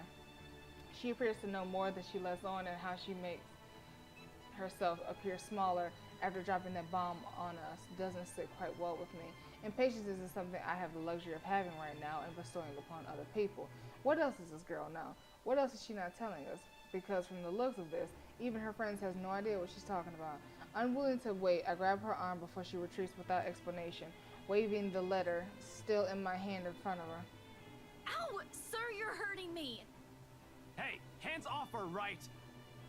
Fuck off, Feathers. I have questions for your friend, and she better have the answers. Luke, will you stop taking it out on every single person? Your friend is hiding something, Daisy. She struggles for a moment, but my hold eventually forces her to look up at me. Fear and uncertainty spreads across her features, especially when her eyes land on the damned paper. As much as I want to be considerate right now, I want answers. What do you mean, Lily? I'm not sure about it. Don't give me that. You know something. Ow! Please, sir. I know the paper's useless, okay? At the mention of the letter, all of a sudden, Mint stands. I've almost forgotten she's here. Her ramblings have faded away in the shouting. Without warning, she snatches the paper out of my hand. It's a miracle it didn't rip then and there, right there and there. I think they meant right then and there. But the way she glares at it, I think she may want to do the exact thing. We should have gotten rid of this thing. We should have burned it at the first opportunity we got. I've been saying that since, man. No, even if we rip it to shreds, it won't do anything. I think... You don't know what I've seen, Santos. There were children! Victims! All because they had no idea what this thing will do to them! Oh God, those poor souls! They were screaming and begging before she... Then what about those people they mentioned in the news lately? All those who died? My coworkers? The open house clients? None of them had seen it. Even Rose. And yet they're all dead. I should know. That letter has been with me since I picked it up. And I swear I didn't make copies of this thing. Even if I wanted to save myself, I wouldn't do that to my friends. Or anyone. Is that what the trip to BRC was for? Yes, I'm sorry. I couldn't tell you guys until I was certain. None of you believed me the first time. I had to find proof. And yet we're all here! Are you taking me for a fool, Lily? I have to go with whiskey on this. Whiskey. Who knows how many has already seen this before you found it? This cursed thing has to go! We would have ended up here either way. Maybe? I really don't know. Okay. Sir, please. All I know is that paper isn't the reason why all of this is happening. So, my thing is, when girly Becca went to the library, she saw a picture and she said that it looked like Luke. So she need to speak up. Speak up! There's something else that... This place. Still has been quiet this entire time. That sound of him talking, however, whispered it is, still manages to catch us all off guard. We all pause, turning to him with likely the same question in our eyes. What? Oh, I just thought, I mean, it's a straight thought. Don't take my word for it. No, it might be something. What about this place, Zach? There's still a moment where he hesitates, but Lily urging eventually spurs him into speaking. I was just thinking, maybe Ash is right for why he went here. This is where Bella found that thing, right? And then this. It was just a hunch, Zach. We were not getting anywhere. But just because we went here doesn't mean we will find all the answers we need here. Hell, now we're stuck here. Regardless, still pauses allows Lily to remember. Soon enough, whatever it is dawns on her. Her face lights up with something like hope. Of all things in this nightmare, hope? Her head snaps up and reaches for Still's arm to give it a squeeze, a reassurance or confirmation. The meaning is lost even to Daisy, who glances at them baffled. Belle, what are you... Becca, it's this place. Think about it. What? You mean, like, burn this place down? Yes. Burn it. I still think we should get rid of this Okay, letter then before we place start it thinking of in there. destroying a place with some historical value. Oh, girl, let it go. Shit. What? No? We are not burning a multi-million-pound mansion, you peasants! I just spent a fortune on this! You be alright. Bloody fucking hell! Not only do I have trespassers on my property, but they're also arsonists! That being arsonist. Oh, dude, this is just something like that. Bloody, pleasant, you know what I'm trying to say. My head's already aching just listening to them. To think this is all the solution they can come up with, I should have just stabbed all of them and made it run for it. It doesn't, it's not that I'm laughing at the fact that he's talking about stabbing. It's just, he's like, I'm done with this shit. It doesn't help that with each second we spend talking here, the crazier this whole place gets. The voices have become louder and somehow sounding more vicious. If the things in this room start floating, mark my words, I will fucking flip out. I'm sorry. And they may not be thinking of it right now, but eventually they'll turn on me, such is the nature of humans. Better find a way out of this place as soon as possible if I want to stay alive. Fuck, I still have so much to do. None of our choices seem sound, but who knows? We don't understand a shit about this place. Might as well try everything. Yeah, whatever works. If I also have to be the one to make that blood decision, so be it. Less room for errors, but the only sane one doing the thinking. On the off chance I'm wrong, well, they suggested it. Burn the mansion. Okay, hold on. Let me save. We already know. Come on now. Okay. I kind of want to say burn the letter and see what happens and then go back and say, let's do that. I saved. Did I save? I saved. Okay, let's say burn the letter. I just want to see, because I know that's not enough. It's the house. It's not there. It's an easy decision to make, especially with the cries growing louder. I'm getting tired of it, really. I simply have to act fast, think fast, and what else is the root of the cause of our problems but that letter? No need to make things more complicated. It started from there, why want to end there? If what Min has said is true, then there's all the more reason to destroy it. Put an end to this madness before anyone can think of passing it on to someone else. Before this situation can stretch on far too long for my taste, I snatched the blasted paper away. Give me that. For a second, she appears offended, like until I take out my mom's lighter. The sight of it shuts them all up, but I have no need for their opinion. In the next moment, I'm already setting the letter on fire. Oh, I like that he did that with the reflection in the eye. That's kind of nice. It doesn't take too long for the thing to catch fire. It's old, for heaven's sake. Though I make sure none of the ashes end up on anything flammable, it'll be an inferno inside the study with all the books and documents stored here. Not that a big flame or anything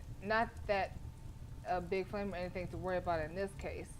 In fact, in a matter of minutes, the damn thing is burned to ashes on the floor. With nothing left to burn, though, the fire dies, fades into the air with a whiff of smoke, leaving only the awful scent of burnt paper in the room. But as the last of the paper turns into cinders, a sharp, oh yeah, she pissed.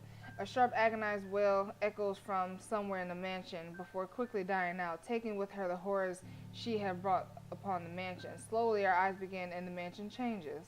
Oh, was that all we had to do was the letter? Because now I kind of want to see what we're going to do with the house. You see blood blood fading from the wall, ceiling, and the floor. Returning to the place its old beauty, gone is the darkness, quickly replaced by the artificial light in the room. Even the smell of blood and gore has completely disappeared from the room. I think that's what it said. Anyway, perhaps the only thing undesirable left are the dumbfounded looks they're giving me. See, wasn't that easy? I don't think that's enough. For fuck's sake, you people need to get your heads checked. How did you all make it this far in life with that kind of thinking? Well, you can all thank me later for this. I don't think You may now it. show yourselves out of my property before I call the police on you simpletons. I walk into the study without a single glance back at them, more than eager to finally get some fresh air. They can find their way out of this place, I'm sure. I better not catch them again here, though, or I will not be happy. Outside, there's only silence. Oh my gosh. Was that all I had to do was burn the letter? I wanted to burn the house down. Deafening still. the same hush that comes after a terrible storm that swept the countryside, and with it, from the wide open windows, is the sight of the sun rising above the horizon. Ever so slowly, the sky begins to lighten before my eyes, darkness giving way from the warm hues, soft rays spilling over the vast expanse of Luxembourg's countryside. Nearby the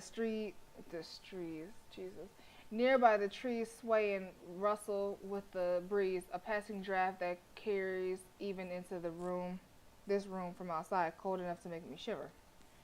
The remains of the storm that has passed. In the distance I can hear the soft chirping of birds while the rest of the world stirs awakes. Dawn at least. We are free. What? Hold on. Don't tell me that's all I had to do was a letter. I wanted to do the house. Epilogue. Wait. Okay, I kind of want to see what happens when we do the whole shebang. So let me save. Hold on. And then let's go back. Did I save? Yes. Alright. Let me skip past. Hold on.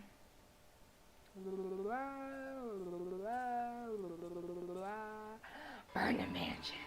Let's see. I am going to regret this. I will. But with these cries growing louder, this has become the easiest decision I've ever made. I'm getting tired of hearing her sobbing, really. It's just irritating. Isn't she getting tired of it? Besides, someone has to act fast, think fast, and what else is the root cause of our problem but this place where the letter was found? No need to make things more complicated. It started here. Why won't it end here? If what Lily has said is true, then there's all the more reason to destroy it. Put an end to this madness before someone thinks of putting that blasted place up on the market. When I get out of this place, I swear I'm suing a bunch of people. Run that estate company to the ground if need be. We spent millions, damn it. Millions! With a sigh and perhaps a heavy heart, I opened one of the drawers in my study table, taking a bottle of liquor out for myself and passing it to every occupant. Not y'all getting turned before doing a whole bonfire. Let me see, they accepted, but not without taking a look of protest or a confused glance my way. It does shut them up. So far, I've done something good. Even more when I popped the cork off the bottle and poured contents onto the floor. Well, what are you simpletons waiting for? We waste no time dousing the whole room. Wait, you had that many bottles in your damn office? Bro was getting turned. The smell of alcohol fills the air. If I didn't know any better, I'd say they're more than eager to set this place on fire. And the blaze catches easily in this room when I set it alight using the blasted paper as kindling. That's what I'm saying, burn it all, shit. With the whole place drenched with wine, all manner of things alcoholic I've been hiding from Hannah. The small fire soon turns into an inferno. In a matter of seconds, we're out the door. It doesn't exactly lead where I'm hoping it will. Although ending up in the kitchen does give us more reasons to play like a bunch of pyromaniacs. Fishing the liquor stocks from the cupboard, we also do the same thing we've done in the study. Door after door in every room we pass, pouring bottle after bottle of expensive aged liquor and setting everything on fire, only leaving once the blaze has started in earnest. When we run out of liquor, we simply drop the bottle and take one off from many nooks I've stashed. I don't know. And there's no lack of it in there, the hard stuff, the short, the watered down kind, gifts from distant relatives, friends, so-called friends, you name it. I've made sure there's always one within reach. Jesus. How many of these things do you keep in this house? I always have a few bottles in the bedroom, you know, the parlor and the dining room. It's called having a problem. You have problems, man. I'm not alone. Well, isn't this the time to discuss them? Hannah had called me out on this numerous times before, telling me of the same thing. I've always told her she doesn't know the half of it before completely dismissing her concerns. Worrywart, that woman. Turns out it'll be useful now. Not to drown out my sorrows, but for this wonder of wonders, though I suppose I can say it has also saved my life. But there's no time for some introspection now, because with each room we pass and burn, the place becomes easier to navigate, as if it's slowly righting itself, returning to what it's supposed to be. Soon we find ourselves standing outside the main door.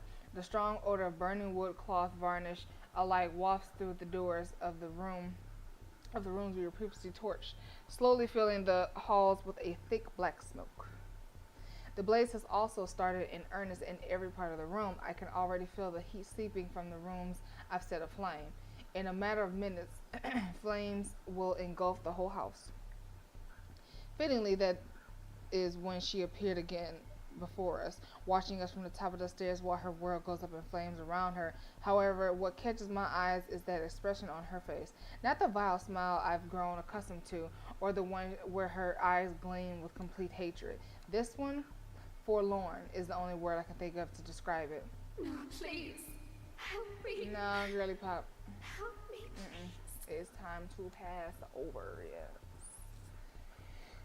Can the dead still feel? Can she hear us? Or is that merely another one of the tricks of her traps us into this nightmare?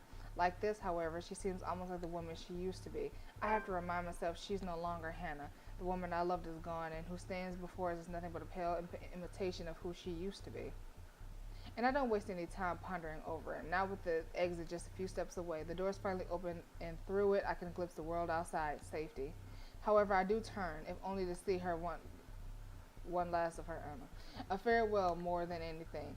For all of her attempts to lure me, draw me in, and her wishes to be with me, she does not stop me when I finally turn from this horrid place. Quietly, she disappears. Light it up! Watching a multi-million-pound house burn before me, for some reason, nothing about this bothers me. Maybe it's the one last look on her face that has changed it. Maybe it's what I've seen or heard inside. There's only a calm, a stillness. The same hush that comes from a terrible storm that swept the countryside, and with it is the sight of the sun rising above the horizon. Ever so slowly the skies begin to lighten before my eyes, darkness giving away to the warm morning hues, soft rays spilling over the vast expanse of Luxembourg's countryside. Nearby the trees sway and rustle with the breeze, a passing draft that carries even into this room from outside, cold enough to make me shiver, the remains of a storm that has passed. In the distance I can hear the soft chirping of birds while the rest of the world stirs and wakes. Dawn at last, we are free.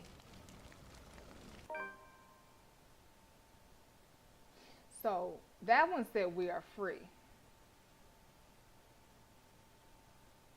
I don't know.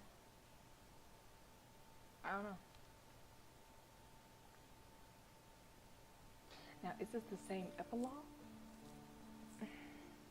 Like the flames that engulfed the mansion that night, whispers quickly spread across Luxembourg City after the incident. Officers who investigated it have simply deemed it an unfortunate accident resulting in the deaths of innocent lives.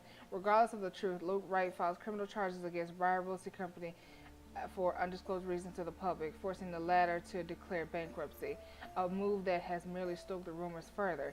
But for those who still believe in the stories of the old and those who know the truth, it is but a testament of the curse and the secrets the Ermengarde mansion has hidden for centuries.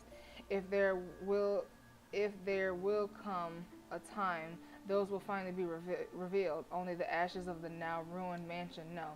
However, on nights when the wind howls and thunder booms across the sky, some still claim hearing of voices where it once stood, of cries and wails that fill the night, and desperate calls of help for anyone who dares to listen. As for those who once tread its halls, although Luke Wright has won his legal battle with Briar Realty Corporation, another tech leak places him and Wright Enterprises under the spotlight months later. This time, however, when the Chief Inspector Harvey's sudden absence, the businessman isn't able to escape close scrutiny. An investigation headed by LPD's all the Wright Enterprise legal business dealings within the past year come to light. Good. Although his involvement with other crimes is still being investigated, Hannah Wright's death, in particular, the disclosure has caused a huge outcry, especially from the city's business sector. Sued on multiple grounds, the company is forced to shut down. Meanwhile, to avoid public outrage, the once affluent businessman immediately leaves the city. All of his bank accounts have been emptied, including his Luxembourg apartments, leaving not a single trace or clue of where he might be hiding. The last anyone has seen the man has been a flight bound for Ireland. Till this day, no one has heard from him, even his people from the old Wright Enterprise, who have all been left to deal with the aftermath. Though over the past few months, after the situation has calmed, some have made claims of spotting him flitting in and out of the city. if only to check on those he has left behind. Months after her recovery, Marianne McCullough heads back to her homeland, ready to close a chapter of a past she has left hanging for so long. There, she visits Lorraine's grave, asking for forgiveness for the girl she once loved, something she has intentionally avoided for years. In spite of this, a different regret still clings to her, one that has left by what she has witnessed inside Ermengarde Mansion. She never returned to Luxembourg after, leaving her interior designer company in the hands of her secretary instead. But with her absence, the business eventually declines until they are forced to shut it. Unexpectedly, she turns to music years later, hoping it'll someday drown out the voices and the gruesome memories still lingering in her head. By some stroke of luck, or an unfortunate circumstance of fate, Marianne encounters Luke Wright once again almost a year after she's returned home. She meets the man in the local market, newly settled, fumbling, and confused. Although her opinion of him remains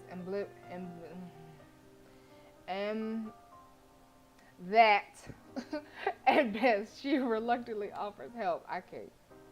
Especially after seeing him stumble on his Gaelic more times than she's deemed acceptable, and it becomes a start. Not a close friendship by any means, but perhaps something akin to it. And on better days when, oh, not me getting a call.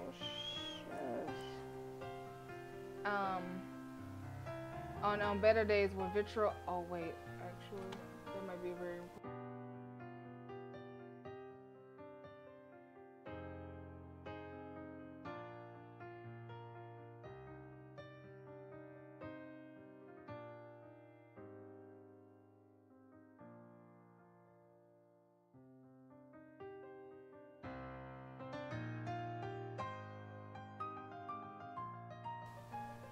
Nobody.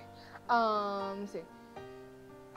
And on better days, when vitriol and scathing words don't get in the way, there's only a pleasant companionship one offers to the other. Casual visits to the other's home, sharing a bottle of wine or two, and simply talking about anything under the sun.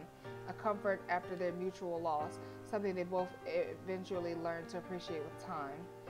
With help from family and friends, Zachary Steele is soon able to open a photography studio on his own, something he has only dreamed of having as a child. Although he still hopes to get back into making indie films someday, client work and small project has kept him mostly busy. Hectic as it may be, he can only be glad for the amount of work pouring in. It has made moving on from the incident of the Ermengarde Mansion easier, if not faster. But while there are still nightmares, with support of his family, his doctor, and his own drive, the dark images have finally turned into pleasant dreams. Did I turn my mic on? Yes. He's aware he won't ever truly forget, but he's no longer running away. At times when he's not busy or after a hard day's work, he thinks there's another story for the big screen to be told in that, an idea he may soon turn into reality once his time affords it. Okay. In the months that follow, Rebecca Gales becomes a prominent researcher within Luxembourg's major academics circles, especially after writing what she has discovered about Anselm Village and Ermengarde's Mansion. With her help, Professor Andrew Clark, she is soon able to secure funding to continue her research, presenting her findings yearly at local and international symposiums. Now that the tail end of her current study, she hopes to publish her first book correcting all inaccuracies in the city's current history, a move supported by her colleagues, students, and friends alike. Though she knows she is still has a long way to go before she can even begin to change people's mind about it, Professor Clark has warned her as much. She perseveres. Excuse me. Doing it not for herself, but for the sake of a history for the future generation must never forget. No matter how disturbing her experience with the curse have been, she remains the warrior where she has always been. Even after what she has seen, she continues to fret over people she cares about, sometimes much to their frustration or embarrassment. But if there's one thing that has shifted, it's her friendship relationship with the people in her group, particularly Zach Steele. Hello. In fact, on numerous occasions, she has been spotted dropping by his new studio, bringing the man food on days where he's swamped with work. She got her heart broken, y'all. Thank God. After 17 years, it needed to happen. They also have seemed to have grown more comfortable around each other than before. Maybe it's born out of their shared experience, or maybe they have seen, or maybe they The way they see each other has to be changed naturally due over the years of knowing each other. Regardless of the whys, it is a change the man welcomes and appreciates. In turn, he strives to return her the kindness gestures whenever he can. For all the horrors they've seen, who would have thought something good would come of it? All right now. Things have inevitably become strained between Ashton and Rebecca, as it should, in the months following her confession and the man's eventual rejection. And with their new work and lives getting busier, and the two have eventually drifted apart. Though neither talk about it, and the teacher still strives to forget an old flame, it's clear in Rebecca that there's still some lingering feelings of bitterness left. And well, if anything, however, this has only made it obvious how much has changed between them, and how much she has clung to the idea of Ashton from their younger days, the one that may not have been there in the first place. Exactly. Merely idea of a starry-eyed young girl. But if there will be a time where she will be able to accept this, to move on in a hurt and to repair an old friendship that has fallen to ruin, only she knows. Break that heart. How many times did I say that? And look at her. She might have a new flame. Ayy. With her newfound courage, Isabella Santos finally chooses to pursue what she really wants for herself. Having made enough to keep her family afloat for a few years. Say that 5 times fast. Family afloat for a few years. Ugh. And with their blessing, she quits her job at Briar, they were going under anyway, and takes a scholarship offer from the local university. Though remarkably out of practice and unsure if she'll be able to keep up with the time, she returns to university. She finds her feet soon enough with help from people close to her. And with her confidence and her skills growing, so do the number of people recognizing her and her work. It doesn't take long for several award-giving bodies to take notice of her. For all of her accomplishments, however, she has never truly forgotten what happened at the Ermengarde mansion. The images still remain in her, and on particularly unpleasant nights, terror continues to visit her dreams. She knows those won't ever disappear from her life. It has become a part of her in the same way death has permanently taken from her. However, she is no longer afraid, and with a brave face, she carries on earnestly, wishing that someday she'll be able to paint brighter, more vivid thoughts on her canvas. An honest portrayal of life and hope amidst the fear. Shortly after accepting a university grant from Luxembourg, Isabella moves from Salem residence in favor of staying in the dorm close to the campus. Although Rebecca Gales quickly to offer assistance for the move, she does admit she will be missing her neighbor for more than 5 years. Well, all said and done, she has become fond of the girl over the years, and with their shared experience over the curse, they have only grown closer. I want to know if they got together. Come on now. Isabella leaves with a promise to visit every once in a while, and even though she still jokingly complains about Rebecca's bossy attitude, she confesses that she also misses the woman's fussing. After all, in a place miles away from her real family, Rebecca is still the closest thing she has to a sister. More than a year later, once everything in their respective lives have settled, Zachary Steele and Isabel Santos finally hold their first exhibit together, a project that has been in the making for almost 2 years. After the photographer casually brought it up to the other artists. While merely intended as a small event, it has been surprisingly attended by several members of Luxembourg's upper class and the art enthusiasts. Although only a few of the pieces have been meant for sale, the show has brought prominence to Zach and Isabella's name in the city's art scene. It has since been followed by several other exhibits by the two, both in and out of the city. Currently, they are planning to hold their first show overseas. Yet, even though this is unexpected, overwhelming fame, friendship between the two has remained strong. Theirs, after all, is a bond that goes beyond mere partners in a small project. He's her family as much as she is his. Excuse me. Following his success in bringing the Luxembourg firm case to close, Ashton Frey receives a recommendation for transfer to Luxembourg's lead agency against organized crimes. Oh, all right. And an endorsement equally backed by the newly appointed successor to the late Chief Inspector Lee. The late? He died? Abigail Harris. Knowing he'll have more resources, leeway, and a bigger chance of ultimately bringing down Luke Wright to justice, Ashton Frey accepts. He still warns the people close to him against Wright and his associates, but only a friendly reminder now more than anything. Though he does worry, he believes they are wise enough to know what they are doing and trust their judgment. For now, he has decided to leave the evidence and the law to speak for itself and take care of the man once the proper time comes. Nowadays, police work and operations keep him busy, sometimes taking him away from the city he grew up for days on end. A rare thing for him to enjoy once upon a time, yet this time he never loses his drive. Simply, oh my God, this music. Simply growing more determined after having finally found a clear purpose, close to rush and experiment his dream as a child. Are y'all together? I don't care about this. I'm sorry. Although Ashton still keeps mum about specific details of his work, his experience with the curse has slowly taught him how to open up, especially to those who he knows that genuinely care for him. He still has a long way to go, he knows that, but for the sake of the people who are still with him, those who have chosen to stay, he hopes that there will come a day where he will no longer have to hide himself behind his own lies, a day where he is no longer afraid to face the truth of his own words. Did y'all get together? This is pissing me off. On his days off, Ashton is usually seen loitering around Zach Steele's studio, either to help him out on one of his pet projects or exacerbating the other man on purpose. Either way, it's mostly the latter. At certain times, he'll volunteer to model for one of Zach's projects, in spite of the photographer's reassurance that it's not needed. Regardless, Ashton insists before complaining how meticulous the whole process is hours later, to Zach's utter amusement.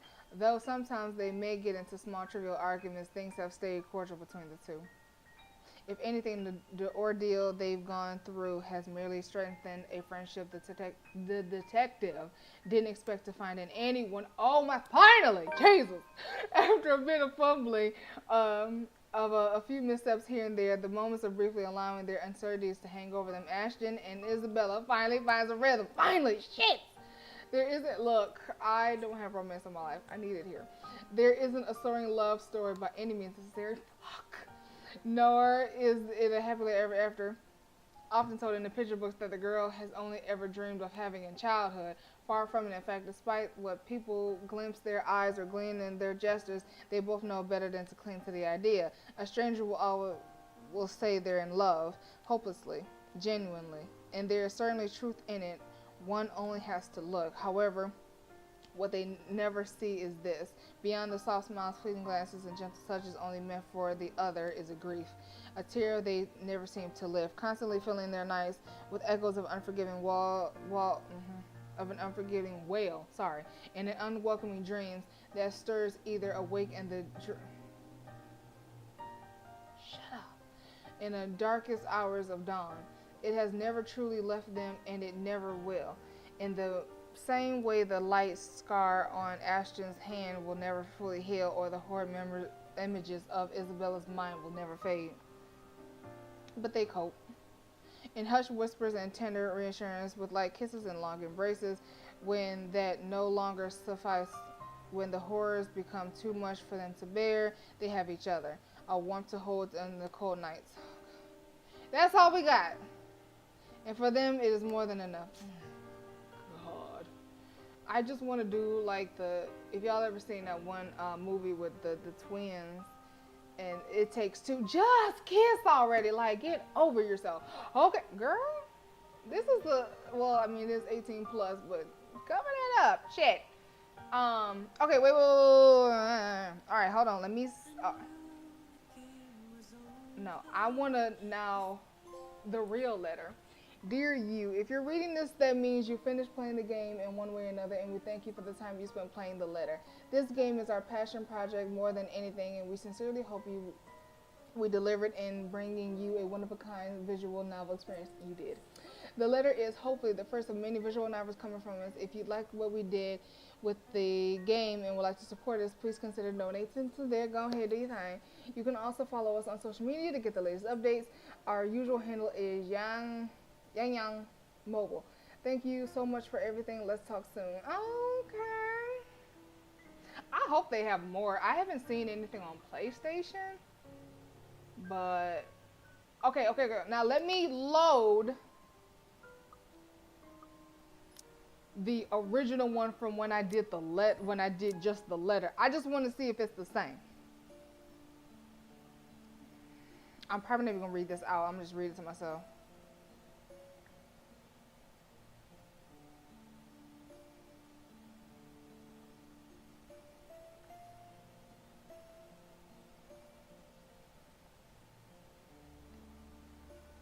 I think it's the same. Yeah. Yeah. So it's the same thing. It's the same thing. It's the same thing. Yeah. Let me see if the pictures are the same. Yeah, it's the same. It's the same. It's the same. It's the same. It's the same. It's the same. It's the same. Yeah. Yep. Yep. Yep. Yep. Yep. Yep. Yep. Yep. Yep. Yep. Yeah. Professor. Yeah. Zachary Steele.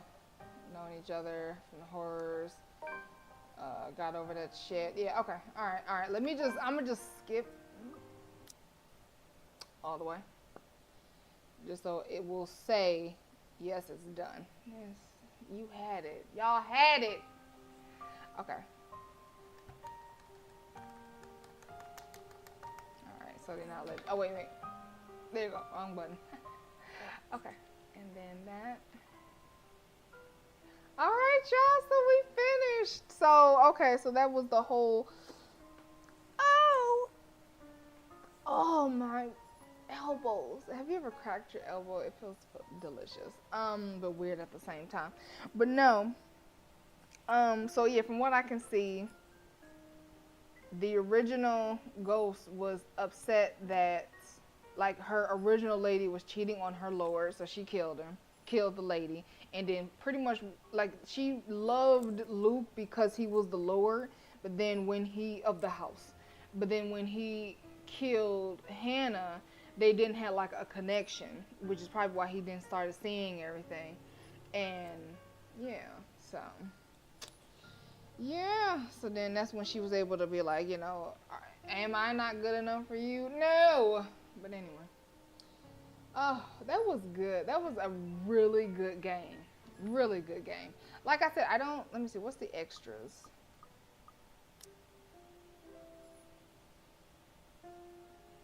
This or that. Oh. I didn't even get some of the QTEs.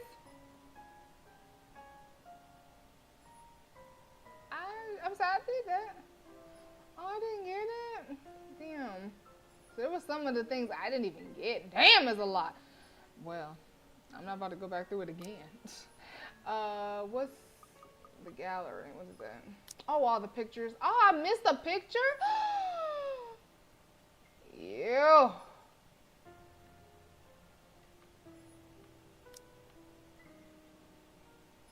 The Luke variant.